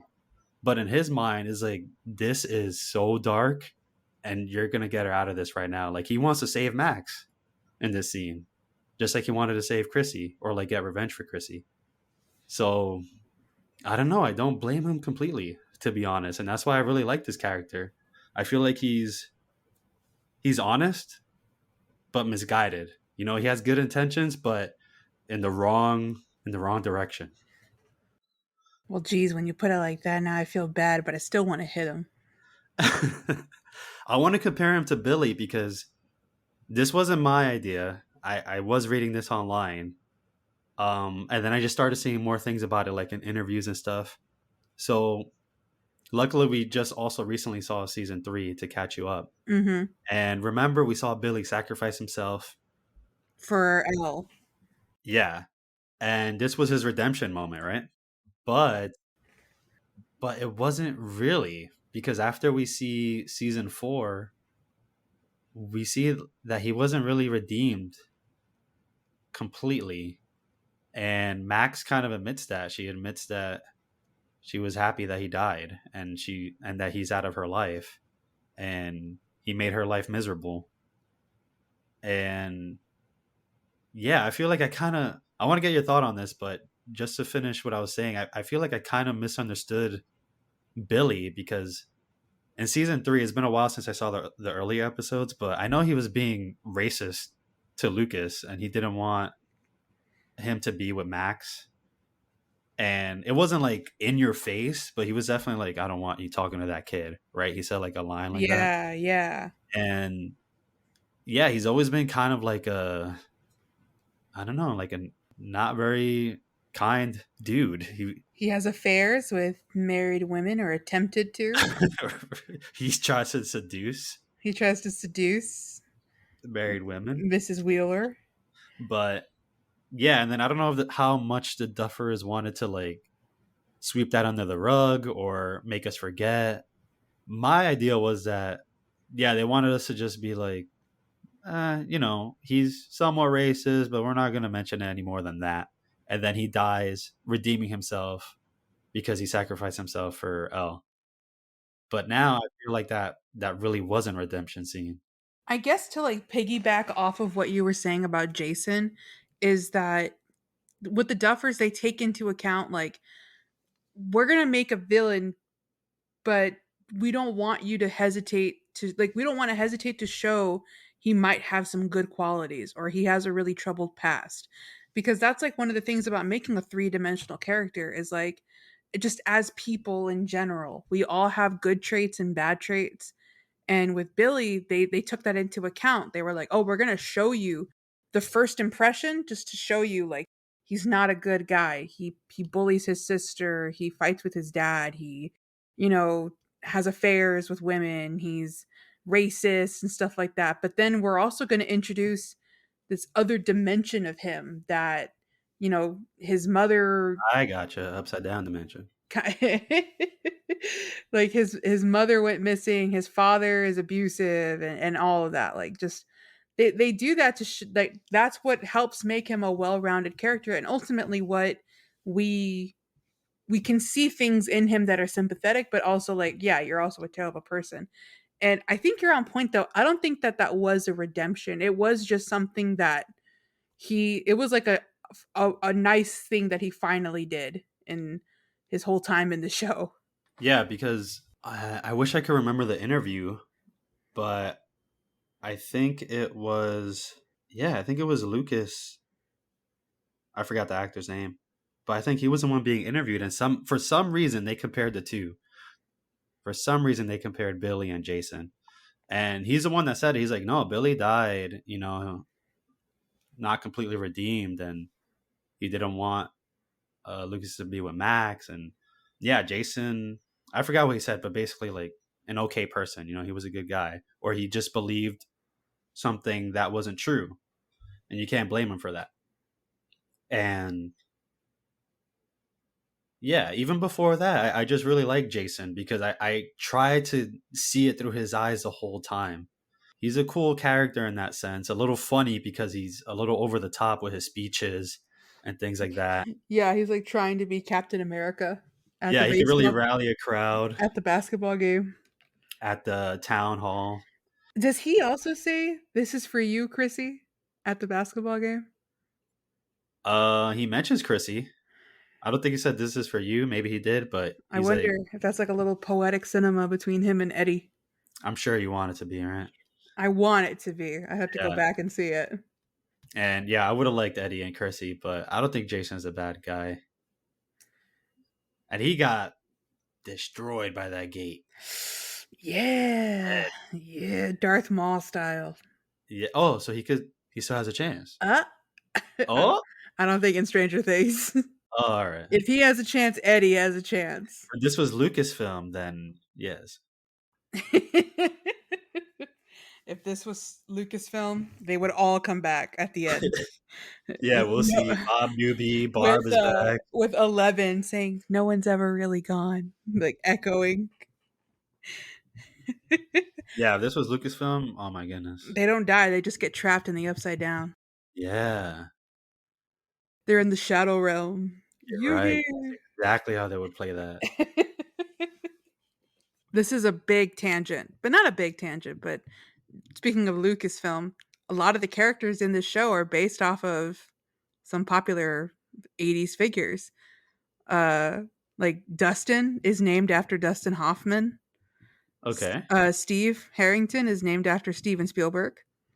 Lucas is named after George Lucas, All right. and Hopper is named after Dennis Hopper. Oh, nice. Those are just the ones I was able to find that were confirmed. Some of the other ones were speculative, so I didn't really put them in the doc, but it was like, speaking of Lucasfilm, there is a reference to George Lucas in the name of the character Lucas. It's so weird how the Duffer Brothers created Stranger Things with it being references to so many other things. I know. We could be here all day if we were just listing the references. You could Yeah, That's like a 3-hour YouTube video. All the but somehow references. they still managed to make something original with Yeah. everything that they reference, with everything that they copy. This is still being compared to, like, I don't know if you ran into this, but there's books that I'm browsing every once in a while, and it says this is like this and Stranger Things. This is like Stranger Things mixed with this. Wow. Yeah. And then there's other shows that I've seen in like reviews where they're like, "Oh, this is like Stranger Things along with this," and it's like it's become his own thing. Yeah, it's defining a genre now. Yeah, usually it's compared to like whenever it's going for nostalgia or 80s, it's like, "Oh, Stranger Things. Stranger Things did it." So that's what you're going for. Did Stranger Things kind of bring back that 80s phenomenon that we're seeing now? I don't know. It was around for a while, and I haven't seen it recently, but during I think season 3 was the height of it because that's where I saw all those videos being made where it's like, is the 80s too much? Are we getting too drowned in the 80s? yeah, it slowed down a lot. Only Stranger Things is keeping it going now. Well, I just saw Black Phone that took place in 1979, so they were Oh, just starting. But there's a character in there in Black Phone that looks just like Billy. whoa, I wish I could find them so I could just send it to you, but it Decker. looks just like Billy. But if they didn't start it, they definitely popularized it for sure. Yeah, yeah. So Tony, Yeah. I have a question for you. What do you got? On the fly, first one that pops in your head. What is your Vecna repellent song? Oh, all right. Well, I already told the Avengers theme song. Very easy. You're sticking with that one? Yeah. Do you know that YouTube video where they play the Avengers theme song and then it shows different clips of people like running to it? Yes. Uh huh. You know the military clip where like this dude is doing an interview and then he hears something off in the background. In this video, it's the theme song, and then he's like, oh, he starts taking off his mic and running towards. You remember that? What No, I'm talking about? I haven't seen that one. Oh, that one is. That's the one I feel like would be my reaction. Like even if I was being choked out by Vecna, and then I hear da da da da da da da da, I'm like, oh, I'll just pull the thing off real quick and then run towards the portal. Bum, bum, bum, bum, Yeah, bum, bum, bum. I'll show you after the episode. Yeah, yeah. We didn't remember to do that because that sounds hilarious. You have yours? I was racking my brain for like not a score, like an act, like a song that I could Uh find huh. on Spotify, and I think it would have to be like you haven't seen this movie, but it's the movie Treasure Planet. It's an animated film. And what's his name? Joseph Gordon-Levitt stars as the main character in voice. But there's a song in there by the Goo Goo Dolls called "I'm Still Here," and that's still in my playlist to this day. And so I was thinking, like, if it was a score, like the way you did it with the Avengers, it would easily be the Force theme. I would hear that sweeping like da na na na na na, and I would get all like, I could do it. I have the force kind of thing. But Right. if it was an actual song, I think it would have to be the Treasure Planet theme song. All right. So with that in mind, I'll still play All Star for you. I Vecna just promise I'll get you out. choking me out is somebody once told me the world is World is gonna gonna roll me. roll me. I ain't the sharpest tool in I the think you'll be super powered shed. after that. I think you could It's defeat Vecna hearing that song. it's ogre for you, Vecna. Caroline, perfect. Hey now, here it all starts playing as I run out. Get your game on, go play. Also, in D&D, what's your alignment? Oh, like what? Like Chaotic neutral, true neutral, I lawful don't good. know. I don't know about that. Have you played D&D before? Yeah, but I don't even think that's something that we selected. It's supposed to be when you make your character. Like you have to pick your alignment. I don't remember. I really don't. It was such a long time ago. I feel like that's something that somebody decides for you. You know, they see who you are, the kind of person you are, and they're like, all right, he's like chaotic neutral. I want to say you're like a neutral good. You're like a lawful neutral. But sometimes you have chaotic tendencies. Is that right? Yeah. I'll take it.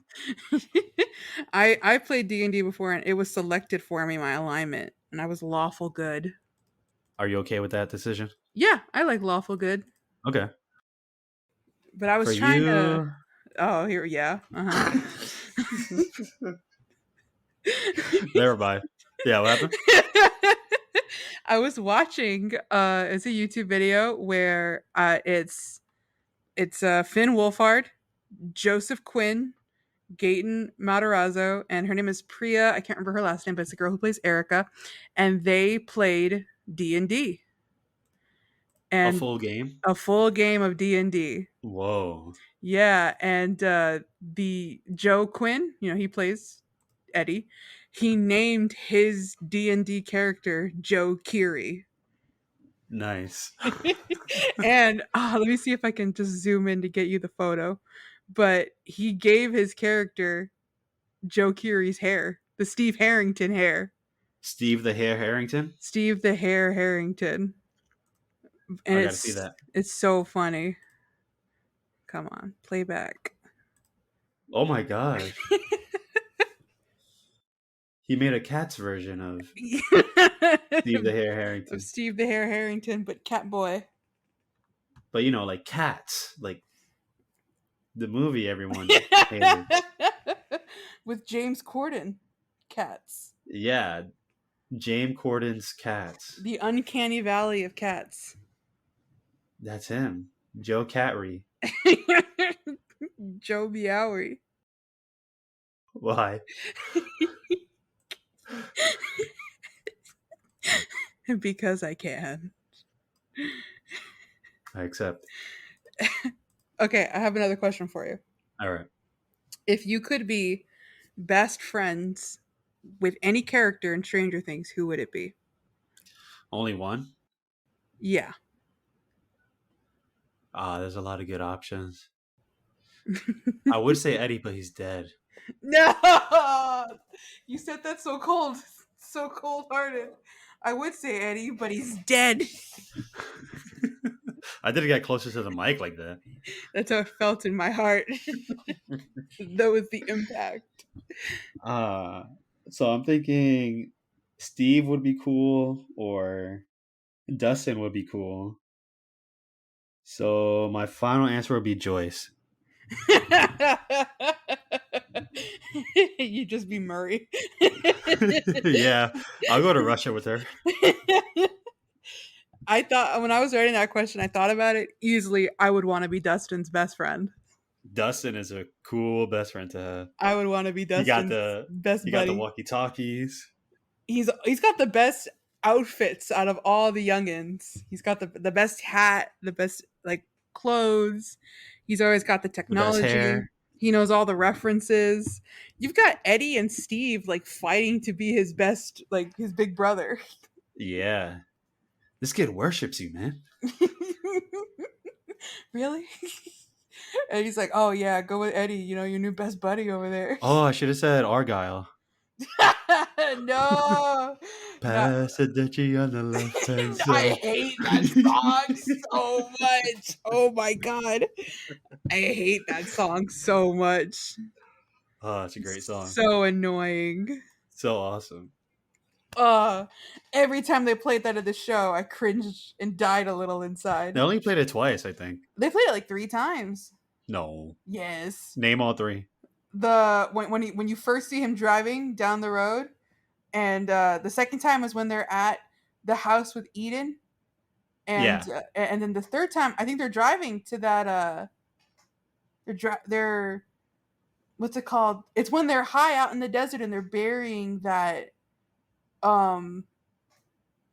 secret agent man. I don't remember it for that scene. Why would they play it there? I mean, you could be right. I just don't remember it for that scene. I just remember they played it 3 times. No, maybe you were... I was keeping count in my head. Really? Yes. Another... I called it out when we were watching it, but I love Jonathan's face when he goes, my dude. We're not... You know the scene where they're at the Surfer Boy pizza? Yep. And then Argyle's like, we're not here for your tasty pies, man. We just need to get it. We just want to use your kitchen. And he's like, oh, well, I was going to meet up with whoever at Taco Bell, so yeah.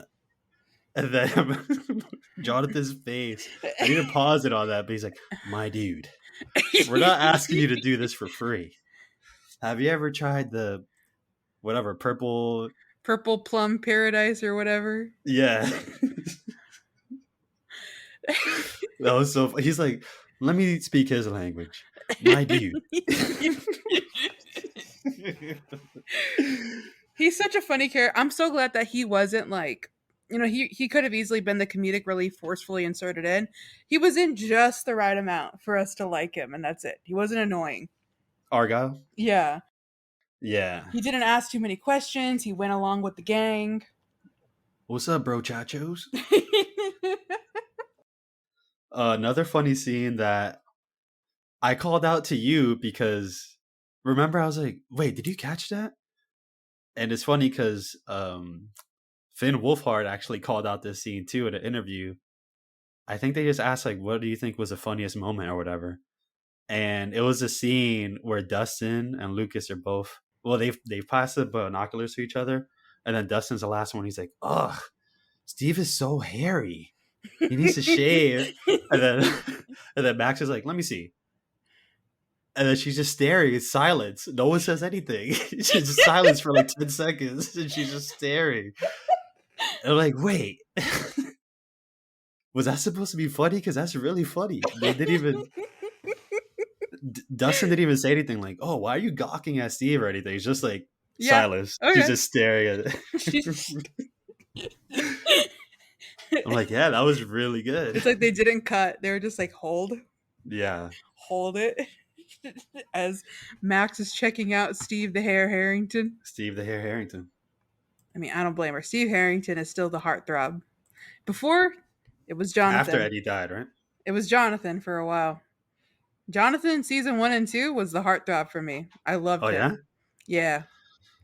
Season 3, he looks okay, but I think his season 1 look is his best look. He's got kind of that bad boy a little bit look, but he's actually just a awkward softy. I like it. I like his look in season 1. Season 2, same. It didn't really change much. In season 3, he's trying to get a job with Nancy, so he's dressing more professional and stuff. But in season 4, man, Can we talk about that now? Let's just talk about Nancy, Steve, and Jonathan and what's going on with that. I want to preface that I really like Nancy and Jonathan together. I've always shipped them since season 1. I think they have a really good relationship. I like that. She wanted somebody different than her dad because she sees kind of this stagnant relationship between her mom and her dad. And Jonathan is definitely the one that's willing to put himself out there for her and care for her and What's the things. opposite of a helicopter parent? Because that's exactly what they are. An absent parent. That's what the Wheelers Yeah. are. Yeah. They just do not care where their kids are. They're the best. That's 80s parenting at its finest. Yes, go ahead. But, Jonathan is not like that. She actually had a connection with him. And I liked that whole kind of growth that they were going through in season 1, which, culminates in their relationship in season 2 when she breaks up with Steve, where she goes through that, like, I'm not just going to follow this trend before me of like popular girl gets with popular guy and settles with him and has his kids and stuff like that. Like I want to break the mold and date somebody I have a connection with. But it really kind of makes me sad that they go from that to Jonathan being like a pothead in season 4. That really broke my heart. That's another thing I wasn't liking at the start. I'm like, why are they doing my boy Jonathan like this?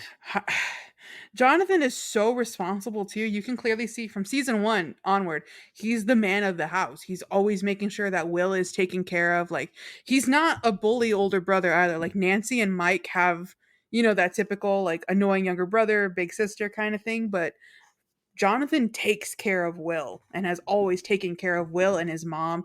He stands up to his dad. He's been that caretaker around the house, always willing to work to provide for his family and being like, I got to take my brother here. I got to make sure he's looked after here and stuff like that. And in season 1, when Will has disappeared, he is looking everywhere for him. And then you go from that to this smoking his problems away with marijuana. And it's just such a, like how they massacred my boy. I'm not completely upset with how they did Jonathan because they admitted to that. I think it was part of the story when he had his heart to heart with Will at a Surfer Boy Pizza. And yeah, he was like, I've just been doing my own thing, and he's telling Will like I've been neglecting you, and because of what's on my mind, and then he's like, and Will says, and you're getting stoned. He's like, yeah, that too, and but eventually it does come around to like, yeah, on top of being friends with Argyle, you're gonna do whatever your friends do. I think he does have a lot on his mind of like his relationship with Nancy and what school he's going to, and it makes sense in the story. But what we were talking about before we recorded was they're probably gonna just make Nancy and Steve a thing because they just like Joe Keery better. That's the thing. The Joe Keery effect. He's the fan favorite. He always has been, and I think they just want. Since season 2, I think he's been the fan favorite because season 1, they really put him to be kind of that. He had a little bit of a bully streak in season 1. He broke Jonathan's camera. But then, at the end, he bought him a new one. They had Christmas and that kind of thing. Hmm. But in season 2, that's when, like, I'm on the Steve train. I like Steve. I finally came around to him on season 4 because I'm like, pothead Jonathan? Nah.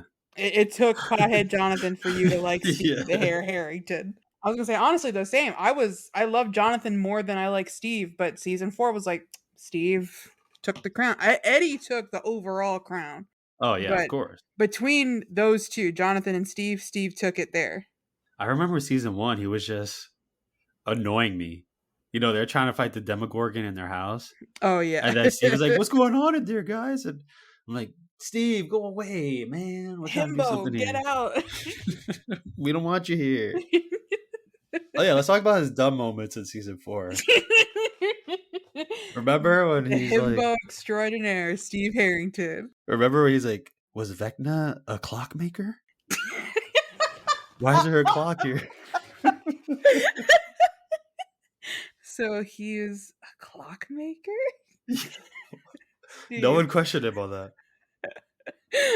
I remember our conversation prior to that where I was like, "Oh, I googled what a himbo is, and it's Steve," and you were like, "Nah," and then you're like, "Was he a clockmaker?" And you were like, "Okay, yeah, he's a himbo." No, no, no. As soon as he says Steve, I'm like, I finally understand what that meant because you were saying himbo like 20 times per minute. Hopper was a himbo in season No, he 3. wasn't. No, he He was a wasn't. himbo. You got the definition so Look at because that Hopper's not Hawaiian dumb. shirt. He Hopper's was not a dumb acting guy. dumb. I'm No, not he saying he wasn't. is. I'm saying he was acting dumb. He was making dumb decisions. Which ones? All of them. Name 2. um I can't remember season 3 that well. It's a blur. Because he's not a himbo. He's smart. He's a himbo in season No, 3. he isn't. He's a You had the himbo. definition wrong, and Steve Harrington is the He's a perfect himbo in definition. season 3. No, I think you were just excited to use a new word that you learned. It's not it's not like this is Yes. kindergarten and I'm learning Caroline, you new were saying it words. so much. You were like calling everyone I when it was just like Jonathan and Mike, and this is in season 3, Mike and Will in the car. You're like, wow, look at those 4 himbos. What? I was saying What do they you even were say having anymore? a himbo moment. I didn't say What do look you at even those say? 4 No, you did not say himbos. himbo I moment. said they were having a himbo moment. Look at these dudes having a himbo moment. I don't think you even know what this means. I do know what it means. You're the one No, that you doesn't know you just what it want to use means. it. No, I finally understood it when you said Steve Harrington. I'm like, okay, that explains everything. Steve is a himbo, but those guys were having himbo moments. I think you just want to say the word at any chance you get. It is a fun word to say, but that's not what my aim is. Okay, fair enough. But we all agree Steve's a little dumb. I mean, he says it himself. Steve is a himbo. When they were walking through the upside down forest and he's pouring out his feelings for Nancy, that's one of the things he says. He's like, yeah, I'm confident and I'm dumb. Not a good combination. He's like, maybe I'll get bumped in the head and get back to normal or something. So, do you think we're gonna see a Nancy Jonathan breakup and a Steve and Nancy get back together in season 5? I think so, yeah. I really do Man, think so, yeah. I I, wouldn't I'm want to see it. they're leaving the trails there. I picked up on those hints, and I don't want to see it. I like her and Jonathan. I just want Jonathan to get his act together. We'll see. I think he could get his act together. Now that he's back in Hawkins. Yeah, but I think the whole school thing is going to mess him up. Yeah. You know, that's definitely going to be a thing. Like, oh, you lied to me, blah blah blah, Or and like it's like, oh, I was you doing this didn't for tell you. me. Yeah, Definitely. Yeah. You're right. Now that I think about it, that's probably going to be the catalyst for them to break up. yeah. I Let's talk about the other love triangle: Mike, L, and was Will. gonna say Mike, Ellen, Will. Yeah, Sorry, what do they call Bylers? I think Mike's gonna stay with L. Mike is a wheeler. Yeah, well, that's their ship name, Byler. Oh, is it? Yeah, Oh, the buyers and wheeler. Byer and Wheeler, Byler. Why not Michael? Wait, Michael. Mike L. Michael. I think it's L Mike is their ship name. No. Yeah. What about Wilk?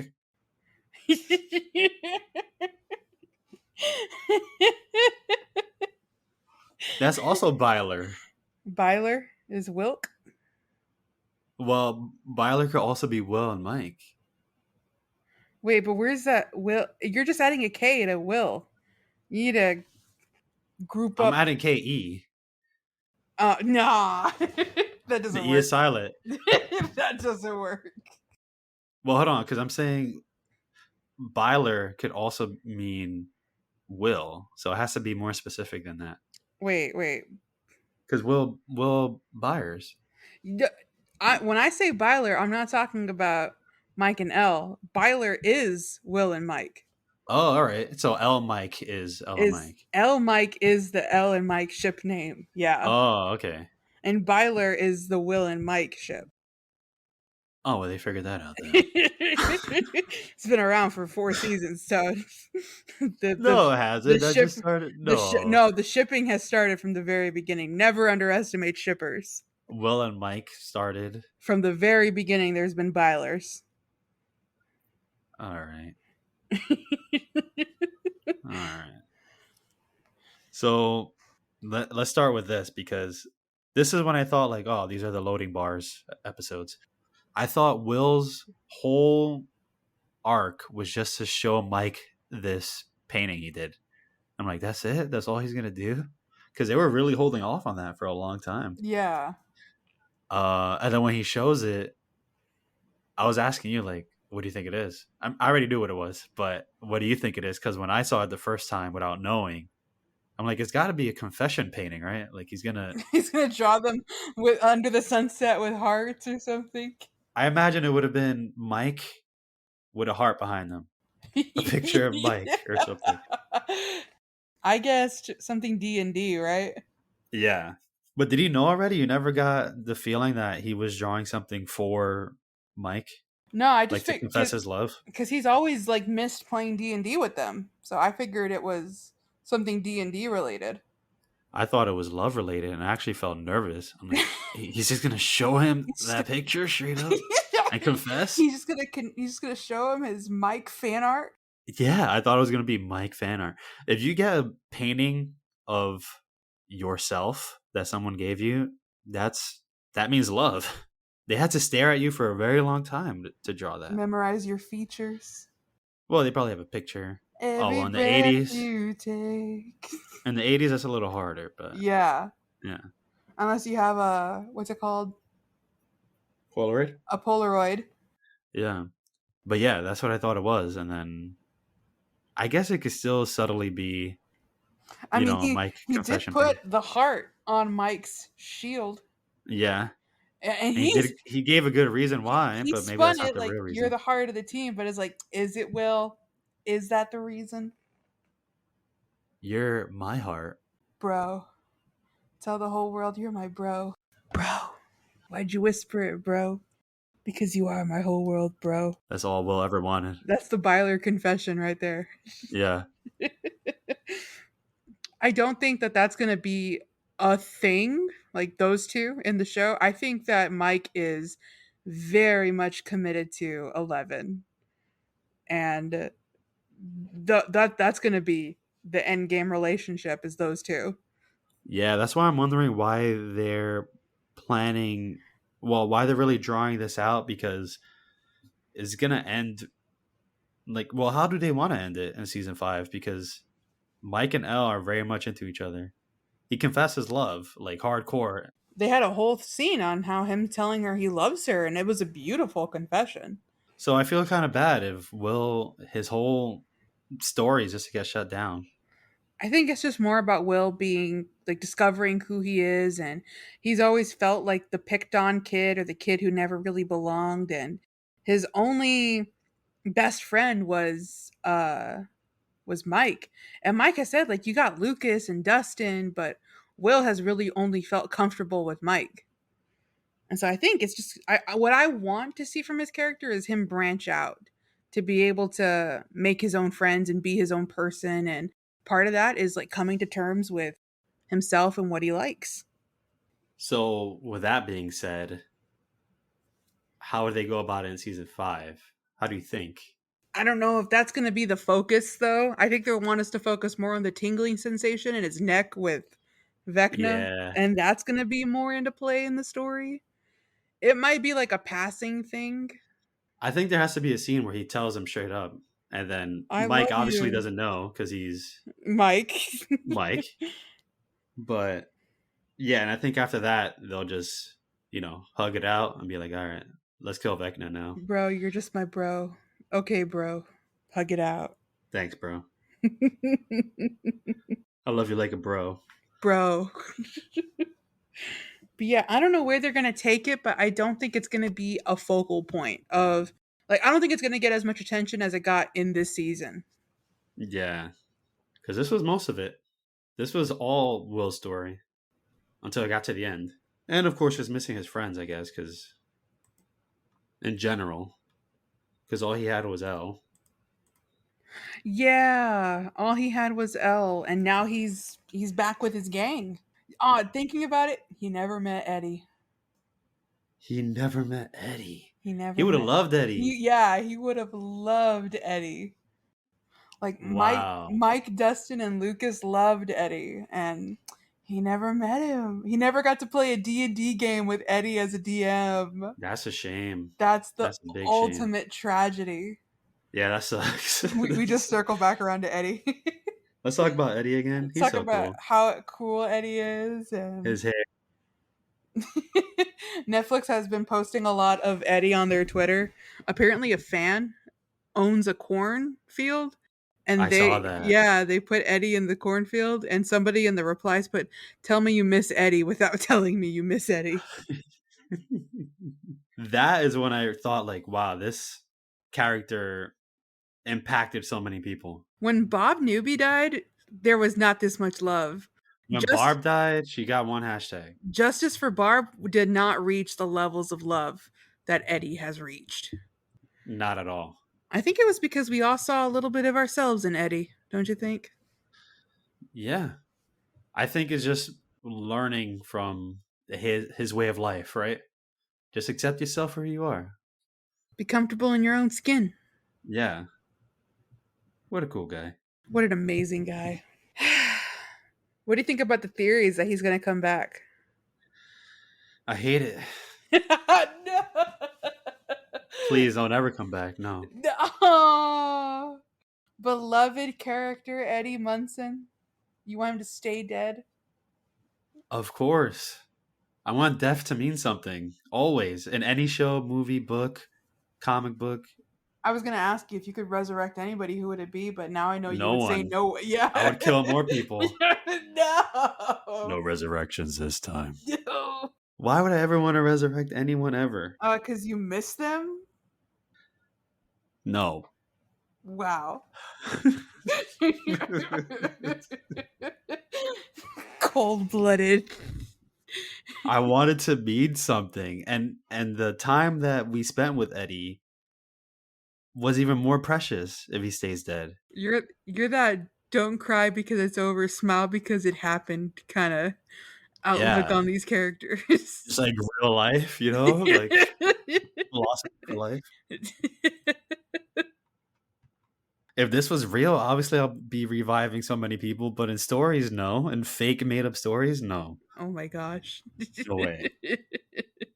Because at that point, why does it matter at all? Why does anything matter? I know, you're right, but even in a You're like, what does it hypothetical matter? situation, even in a hypothetical situation, you'd be You like, don't "No." know because you asked the question. You're like, huh, who would be fun to revive? I'm asking in a hypothetical situation, and even in the hypothetical situation, you don't want to entertain the thought of bringing somebody back. No, that's not fun at all. Oh my gosh. Not in the slightest. No. Also, you scared me with your freaking grunge metal yell. How dare you? This is music. No! I'm taking off my headphones. Made me jump in my chair. Audience, I apologize if you also got scared. I know we've spoken about this in different movies and different ways, but I do find that it's important. You need the consequence. And it doesn't always have to be death, but if you are going to kill someone, they have to stay dead. That's important to me. It's gotta have that weight. Yeah, Yeah. yeah.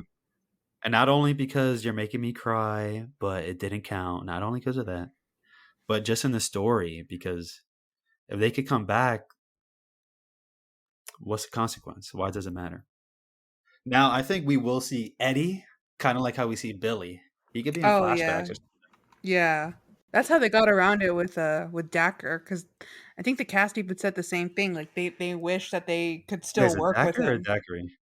I pronounce it Dacker, but It could be Dacker, but maybe it is Daiquiri? I don't know. Here, while I'm typing this in, I want you to look at this poster for the episode, The Piggyback. Have you seen it? No. Here you go.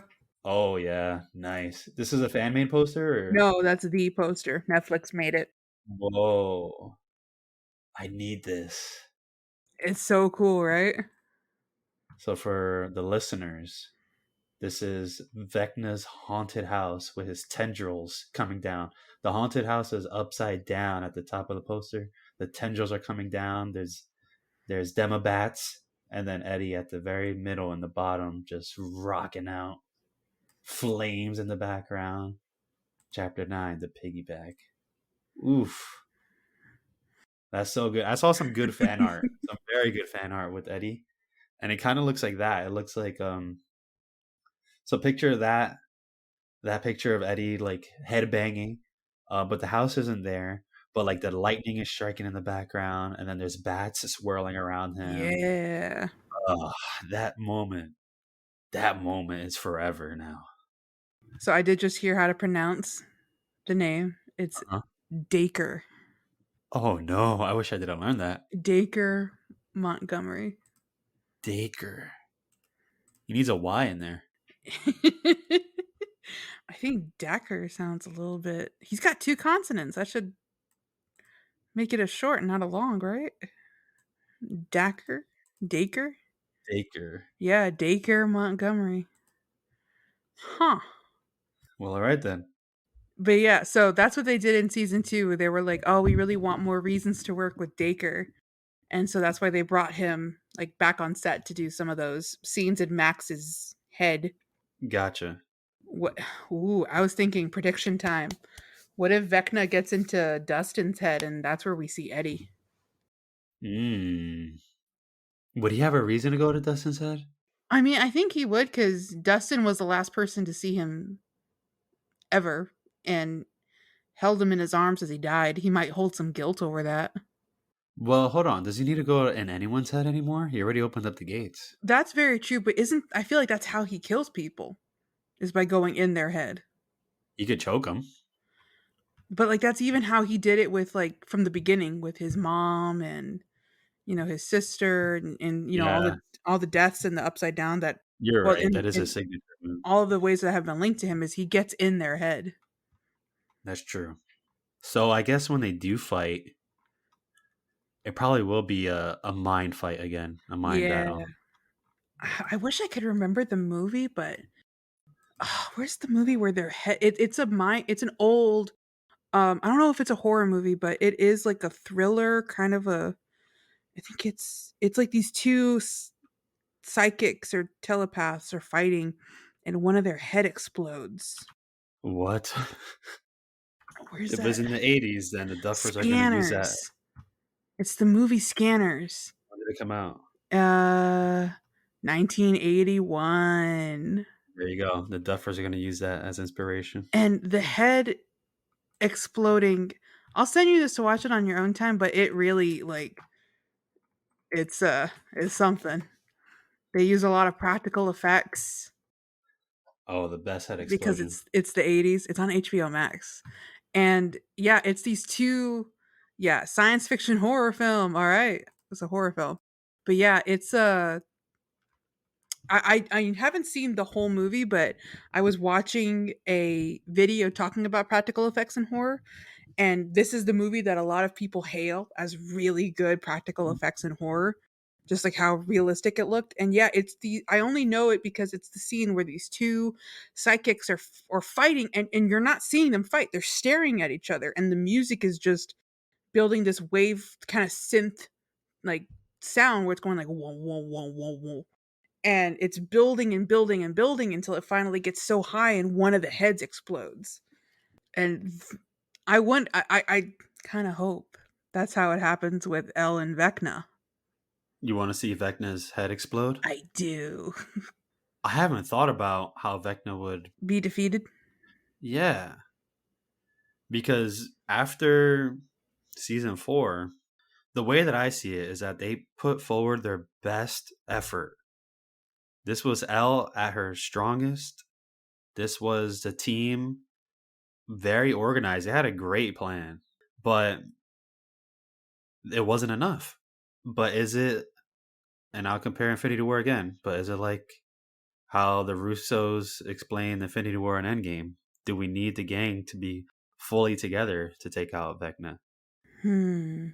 Because what else could they do now? What else can they do? Bring it in, bring it in. Hopper's here, bring it in, bring it in. Yeah, I don't know. It's I mean, now that the gang's all together, you want to believe that there's nothing that's impossible with all of their heads together, but how do you separate the worlds?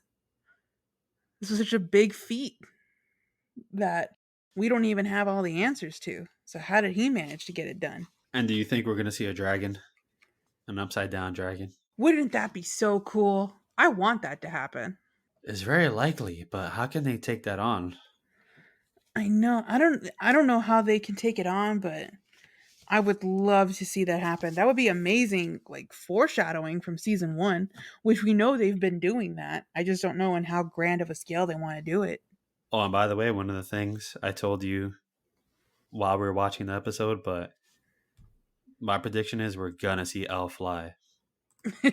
She's flying in Especially season with 5. Mike being like, "You could fly."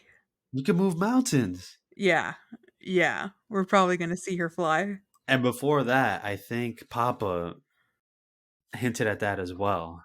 In the lab, right before the military comes in, Black Ops, whatever they are, I think he says something like that. Like, before you can run, you have to crawl. And then before you can fly, you have to run. Or, he mentions it somehow.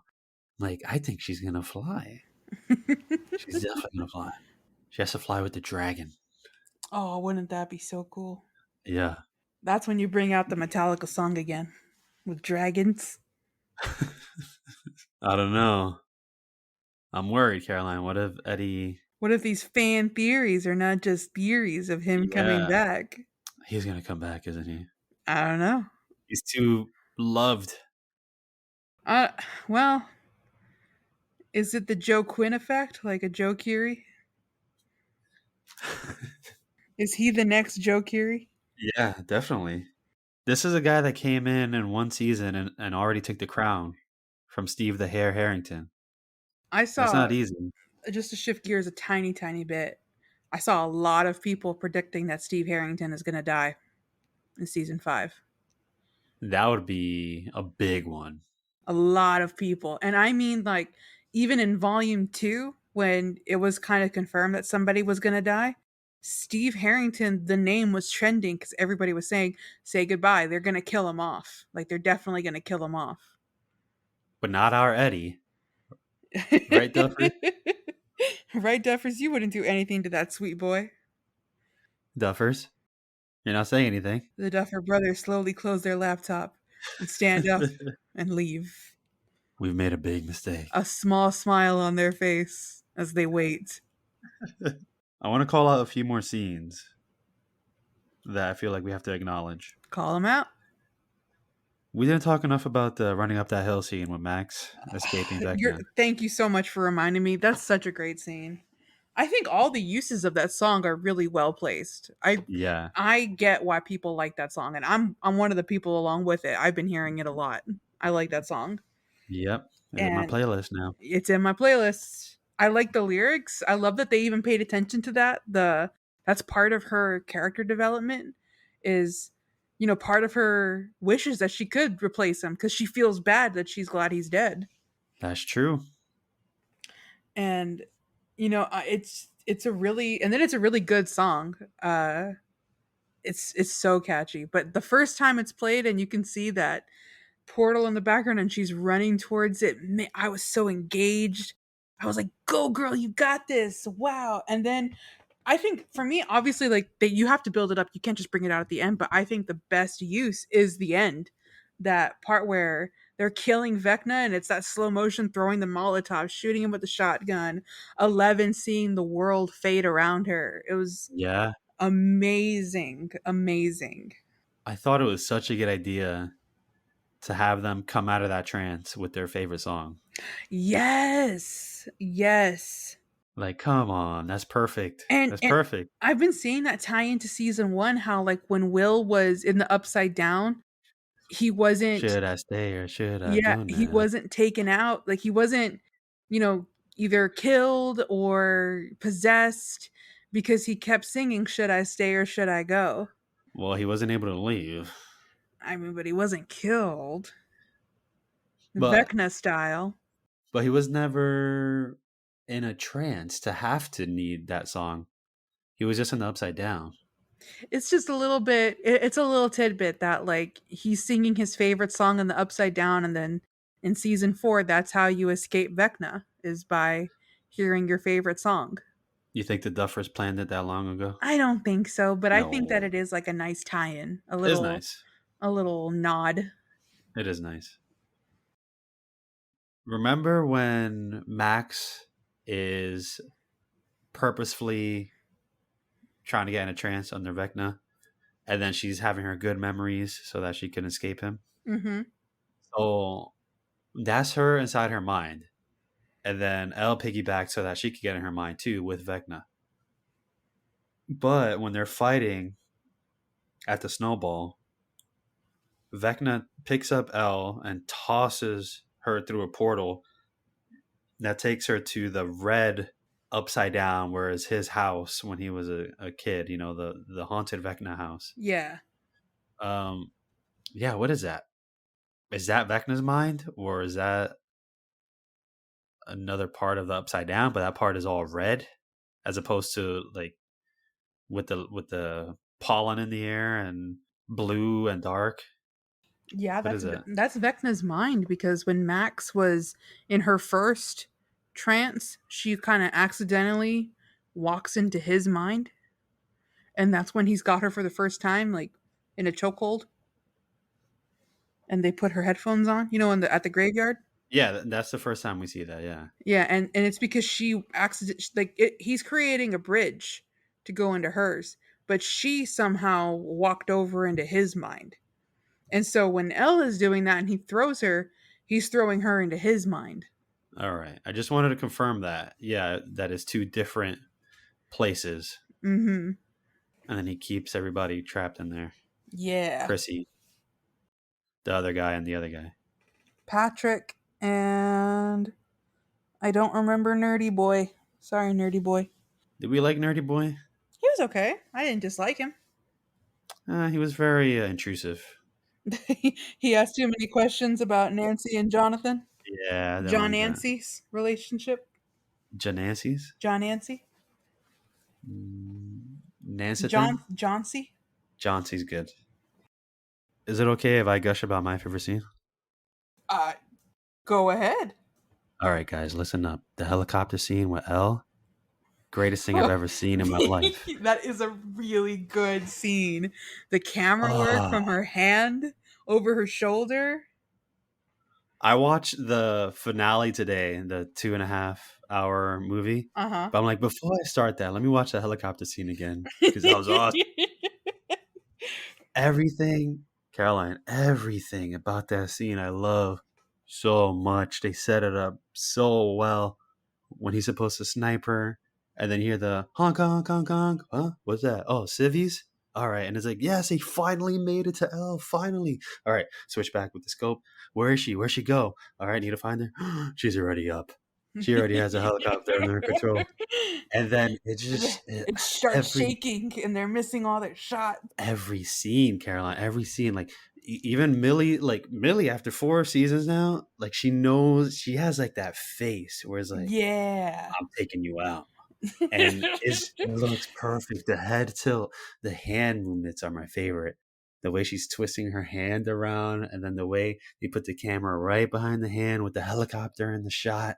And it's like, oh my gosh, that's the most beautiful. And I told you, this is the most beautiful scene of telekinesis I've ever seen. I loved it so much. It's also so impressive. The only thing we've ever seen her move are like kind of smaller objects, the Demogorgon, maybe. Like, Coke, classic. yeah, yeah. And this is showing off her powers on a whole new level.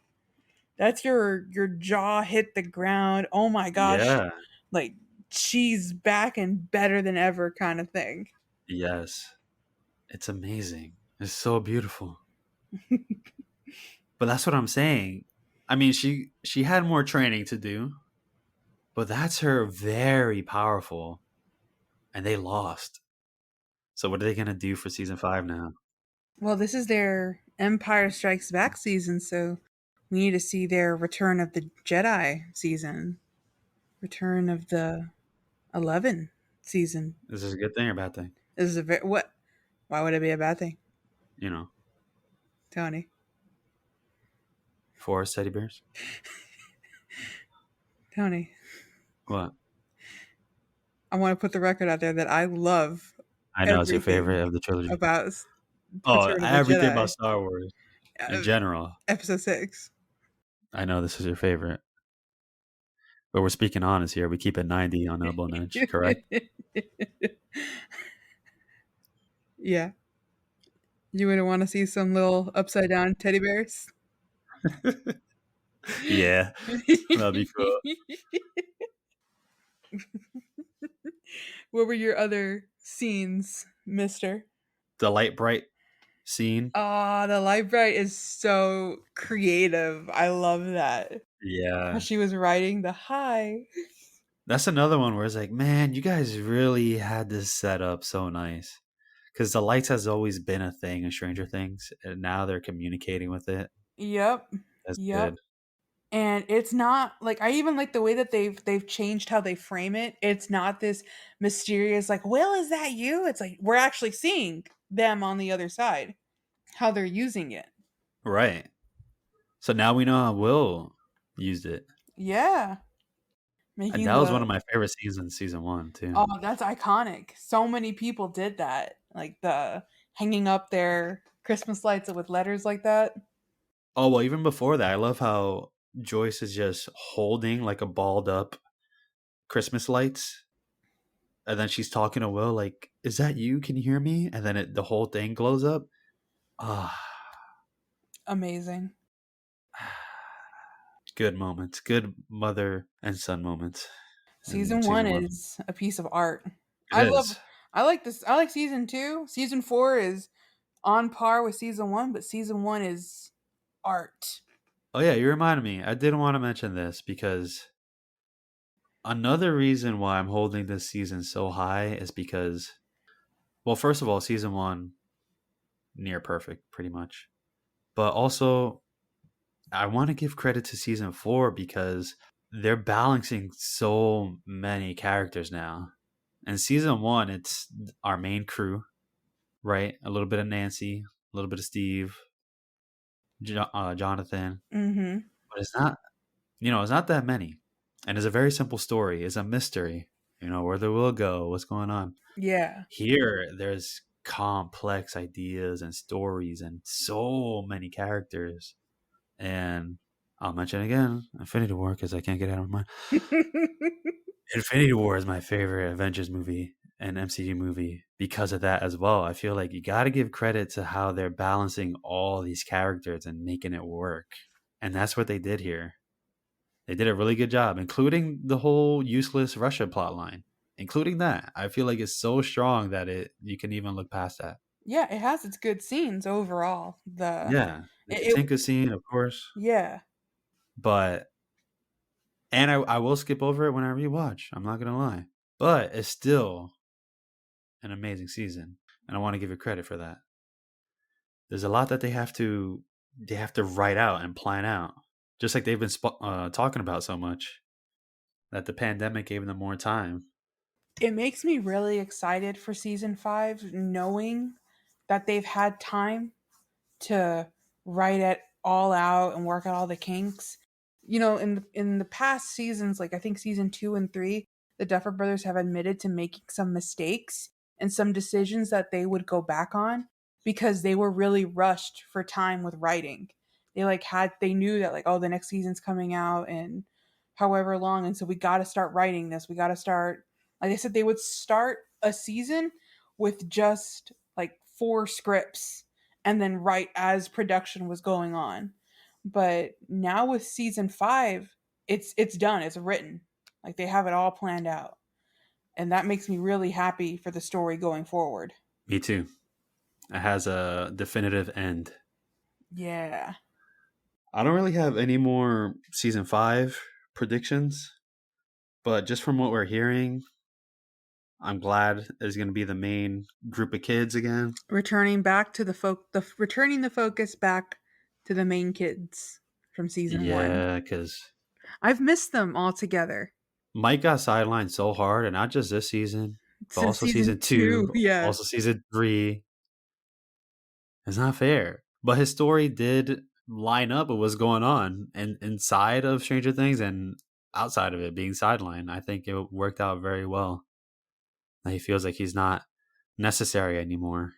I'm looking forward to seeing what they do with him now that they've gotten that out there, because he has been sidelined for now 3 seasons. And he was kind of the main character, other than, like, of course, 11, but he was the driving point of season 1. I even think he stole the show. Yes. So I want to see that Mike come back in season 5.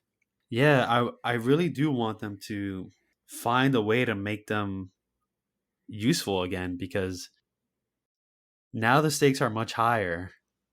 But they found a way to do it with Nancy and Steve and Robin. I felt like that was the main crew this season, mostly Nancy and her crew. But I, they're not.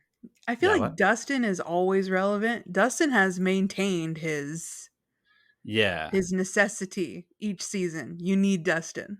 yes, But we haven't really seen, since season 1, the original crew be the original crew. I guess like season 2 when they were the Ghostbusters. yeah. That's iconic. But like that's when you start introducing Max and they got 11 Billy, and yeah, and Billy and all of that, and and then you get Robin, and then in season 3 you get Robin. But yeah, and then like that's where like in season 2 they start hanging out with Dustin starts hanging out with Steve and all of that. So it's going to be nice to see just the kids be the kids in season 5. I want them to showcase how they are smart kids and how they figured this out in season 1. They had a plan. It was their adventure, and they found the way. And like I was saying, the stakes are much higher now. I don't know how much they can contribute, but I feel like that is part of the story to figure out. And yeah, that's what I was saying. Like Nancy's crew did it. Vecna is a pretty powerful guy, but they still made a whole plan to distract him and get him defenseless. They took him out with some Molotovs Yeah. and a good old shotgun. And now we don't know his current state. His body is very Anakin's right now, so I don't know. I don't know. Is he going to come back as a dragon, or is he going to come back as even burnt and Ooh. uglier Vecna? I don't know. But he's out there. He's lurking. What if he tries to possess Will? Dun dun dun. Nah, that's for the Mind Flayer. Get a new That's body. been his boy. That's been his boy for a while now. But yeah, just I hope they can show season one style. Hey, these kids, they know what's up. They know what to do. Yeah, yeah. But yeah, is there anything else that we missed? I mean, that's all I have on my doc. I know that there's probably a lot that we missed, but Yeah, I mean, so much happened but in this season. did you touch all the points that you wanted to touch upon? Yeah, because I split it up by the California plot, the Russia plot, and then Hawkins. But yeah, I think. Oh, we spoke about Joyce. I guess the last thing I want to say about Joyce is that I love her facial acting. Winona Ryder, Yeah, lover. yeah, she's great. She's the first name you see if you go to Wikipedia. Look at starring Winona Ryder. Yeah, she's the first name in the intro of Stranger Things. Yeah. Oh, I forgot about that. You're right, Winona Ryder. I do really feel bad that she went like her arc was being in Russia.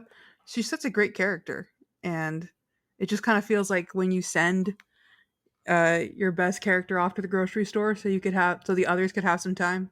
So I was reading about that a little bit because I forgot the actress's name, but whoever plays Mike's mom, Oh yeah, yeah, Karen Wheeler, but I just know her character name, not the actress.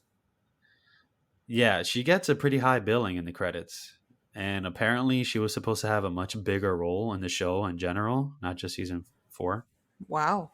And yeah, she kind of got sidelined, but I guess they worked it out and it's fine, but she still has that higher billing.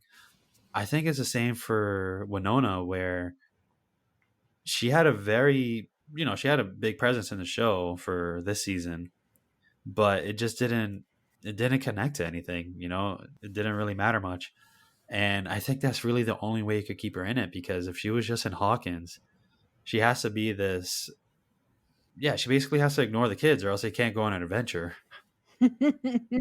Or she has to join them, but that might be a little awkward because she doesn't really hang out with the kids like that. It's usually with Hopper. So I don't know how they're going to balance that next season. Next season is going to be interesting. With all of these people back together, they're not separated anymore. This is the end game now. Thank you, Caroline, for you saying it. I've been saying it all episode long. But come on, you gotta admit, they're taking inspiration from Infinity War and Endgame, right? It's set up so perfectly. Who did it first? Infinity War and Endgame? Or Empire Strikes Back and Return of the Jedi? Now, no, let me explain that to you and let me educate the listeners. Oh boy. Oh So boy. So I'm saying Infinity War and Endgame, not that they did it first, but this is a much closer parallel to what's going on in Stranger Things, because Infinity War was the darker movie. And okay, we've been spoiling it, so I'm going to continue spoiling it. Infinity War was a darker movie and they lost big time. First time the Avengers lost. This is the first time that they lost in Stranger Things as well. Also, this is the first time that they were separated, just like in Infinity War. They were never able to assemble. So season 5 is looking to be like Endgame, where they get together and hopefully take out Vecna. So those are the close comparisons to Infinity War and Endgame. But Empire Strikes Back is the darker of the trilogy of Star Wars. And we spoke about this a while ago, but Empire Strikes Back is the Dark Souls of movies. Whenever a movie goes dark, they say, "Oh, it's the Empire Strikes Back of blank." So when they say this is our Empire Strikes Back, they're not saying that it's a two-parter that goes into Return of the Jedi. They're saying that, oh yeah, this is the darker one of our movies. Have you seen that before? Where it's like, oh, this is the Empire Strikes Back of Yeah, it's Spider-Man. definitely. This is the Empire Strikes Back of this. This is the But I Empire don't Strikes know. Back of this. The crew gets separated in Empire. They end in a loss. There's a training that our main character has to go through, like Elle and Luke. There's kind of a chase scene with Han and Leia, like how Eddie is being hunted. They got to run around and hide him. This is in Return of the Jedi. This is an Empire. Oh, okay. So I see it. I see the comparisons. And What then about Return of the Jedi though? in Return of the Jedi, we finally see like Luke, who has trained off screen, has completed his training. He's come back more powerful. 11 is going to be super powerful. The gang is all reunited again. We finally see them together because in Empire, they're not really together, they're separated. No, not really. Luke is off training and he doesn't reunite with them. Like the group gets, I'm not going to say it, but yeah, they get separated. I gotcha. Empire Strikes Back is a better comparison because it's also in the 80s. Yeah. But yeah, I just see closer comparisons to Avengers because You they, want to, and it's your favorite. yeah, those are, yeah, reason number one, reason number two. But also reason number three is there's a lot more than that. Like you said, 4 and 5 are being written simultaneously. Infinity War and Endgame were written simultaneously as well. That's a good point. And then they were just listening to the Duffer brothers. They sounded like the Russo brothers when they were explaining like they lost for the first time. You know, like this is a big deal. This is something they emphasize. Now, granted, I didn't hear any interviews with George Lucas or anything, but I'm pretty sure he probably mentioned that too. Like, hey, it's important that these guys lost for the first time, or you know, this is the darker one of the movies. But I just see that they really want to point that out. Like, hey, this was their first loss. You know, this is darker than we've ever been, and then also the other one, the Avengers that specifically survived the snap are the original, like amongst others, but are the original 6 Avengers. And then the people that we're going to focus on in Stranger Things 5 is going to be the original crew: Mike, Lucas, Will, and Dustin. So I feel like there's a lot of overlap there. Okay, I accept these. But the Duffers, this is a final point. The Duffers specifically said this is Empire Strike Back. So I didn't want to throw that in. You have a lot of logical reasoning. it's done. It's been done. This is the Empire Strikes Back of TV series. This is the Dark Souls of convincing you that this is like Infinity War and Endgame. And I'm pretty sure that you've converted some people who are listening. You're like, oh, you're right. Only the Marvel fans, and they were already convinced. So not much That there. didn't take much. Nah, no, not at all. There's a meme where it's like guy who's only seen Avengers watching a new movie. Hey, this is really giving me a lot of Avengers vibes. Why are you calling me out like that, though? We're gonna end it like this, like a smack to the face. Oh, I didn't mean it like that. Guy who's Caroline, only season seen 4 one. gave me a lot of Infinity War vibes. Guy who's only seen Infinity War finally sees another media. It's giving me a lot of Impossible. Infinity War vibes. Anytime the movie, it's like that guy with the butterfly. Like, is this a pigeon? Anytime a movie ends in a loss, is this Infinity War? Yeah, that I'm not even gonna debate that. That's exactly what I think. I'm like, wow, this has a lot of Infinity War parallels. Even when I saw Empire Strikes Back, I'm like, this is a lot like Infinity War. You're beating the trope. Is this the Infinity War of Star Wars? Yeah. So you understand. I may be wrong, but didn't they use the Empire Strikes Back comparison with Infinity War? Like this is the Oh, they Empire. did. Yeah, that was so many news outlet This is the titles. Empire Strikes Back of Marvel. Yeah. Yeah. Exactly. That's exactly right. That's exactly what happened. That's what I'm saying. Empire Strikes Back is, if movie is dark, it's Empire. Empire Strikes Back. Good stuff. It's the Dark Souls of dark film. Exactly right. I'd hate to end it on this debate. Do we have anything else? Was it a debate or was it just a lesson? If we had a PowerPoint slides to match this up, it was a presentation. I think I have something going there. Presentation vibes. Yeah, but I think that's pretty much it. I think I just want to end it with a letter to the Russo bros. We love your work, but but The please. Russos or the Duffers?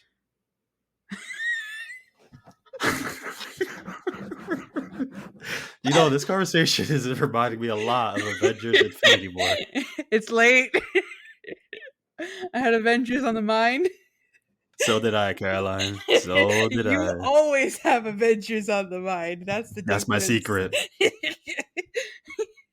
It's that meme like, and you ever wonder what is going on inside their head? And then it goes into yours and it's bum bum bum It's just Infinity War bum, constantly playing on bum. loop without missing a scene. It's Hey just, y'all, prepare yourselves for the rubber band. yeah, Man. you gonna lose control with the rubber man. If you want to see Infinity War, just piggyback into my mind. That's gonna be Whatever you Vecna. want. He just wants to watch a good film. He just gets into your brain. Be like, all right, time to watch Thanos. Yeah. And with a smile on his face for the 18th time today. I think a lot of people will piggyback into my mind for that reason alone. What do you want to tell the Russo brothers? Or is it the Duffer brothers? I want to tell the Russo brothers thank you for creating a great Avengers Part 1 and Part 2, but to the Duffers... Oh, can I jump in on that? Piggyback? Yeah, piggyback. Yeah, Russo's good job. Good job. Seriously? A+. Seriously. You created one of my favorite movies ever, so thank you. All right, and now what are we going to say to the Duffers? To the Duffers, we love it. Looking forward to season 5, but please, please get Jonathan off that Mary Jane. Get him a decent haircut. Get some better clothes. Duffers, I also want to say good job. And you know what? I think I'll even say these guys are a little underrated. We'll see what other projects they do outside of Stranger Things, but right now, good job with this. But yeah, as well, I will say no more Russia, comrade. No more Ruskies. We don't need any more Russia in this show. We've And yeah, had, Jonathan haircut, tidy him up. he had the worst hair this whole season. It was horrible. I think he just showed up on set and they told him don't comb it. It's a wig. They put him a wig. That was intentional. Oh yeah, Elle had a wig too. Yeah. That shaved, it looked good though. The shaved wig was impressive. The shaved wig, yeah. I thought she shaved her head again. I was like, oh, Millie. But no, it was a wig. Yeah. CGI Elle, her hairline looked really blurry. I was getting Luke Skywalker and Mandalorian season 2 vibes. Yeah, we're not there yet. I don't know why they want to do it so much though. That's a scary future. They want to perfect it. No more Uncanny Valley. Yeah. But anyways, yeah, Duffers. Good job. I wish you the best for season 5. I'll be there. We'll be there. Yes. Looking forward to 2024, approximately. It's going to be a great year for... Oh, you know what? What? We're going to have Stranger Things 4 and Avatar. And then we'll have Stranger Things 5 and Avatar. Oh, wow. It's going to be a good year. It's a good year. Yeah. I was reading some rumors that it might come out sooner than 2024 because it's already written. Don't rush it. But yeah, I think that a safe bet is 2024. Take your time with this. This is the last one. We ready to wrap up? Let's wrap it up. Everybody, thank you so much for listening to this Stranger Things talk. If you want to give us a good review, if you're hearing us on Spotify or your favorite podcasting platform, and you're a returning listener, give us an honest review. If you're a new listener, maybe hit that follow button or the bell icon if you want some notifications from when we post. If you're hearing us on YouTube, you know the drill. Like, subscribe, and hit that bell icon also if you want notifications. Caroline, thanks for the conversation. Tony, thank you for letting me see the parallels between Avengers and Stranger Things. Oh, you're welcome. Bum, bum, bum, bum, bum,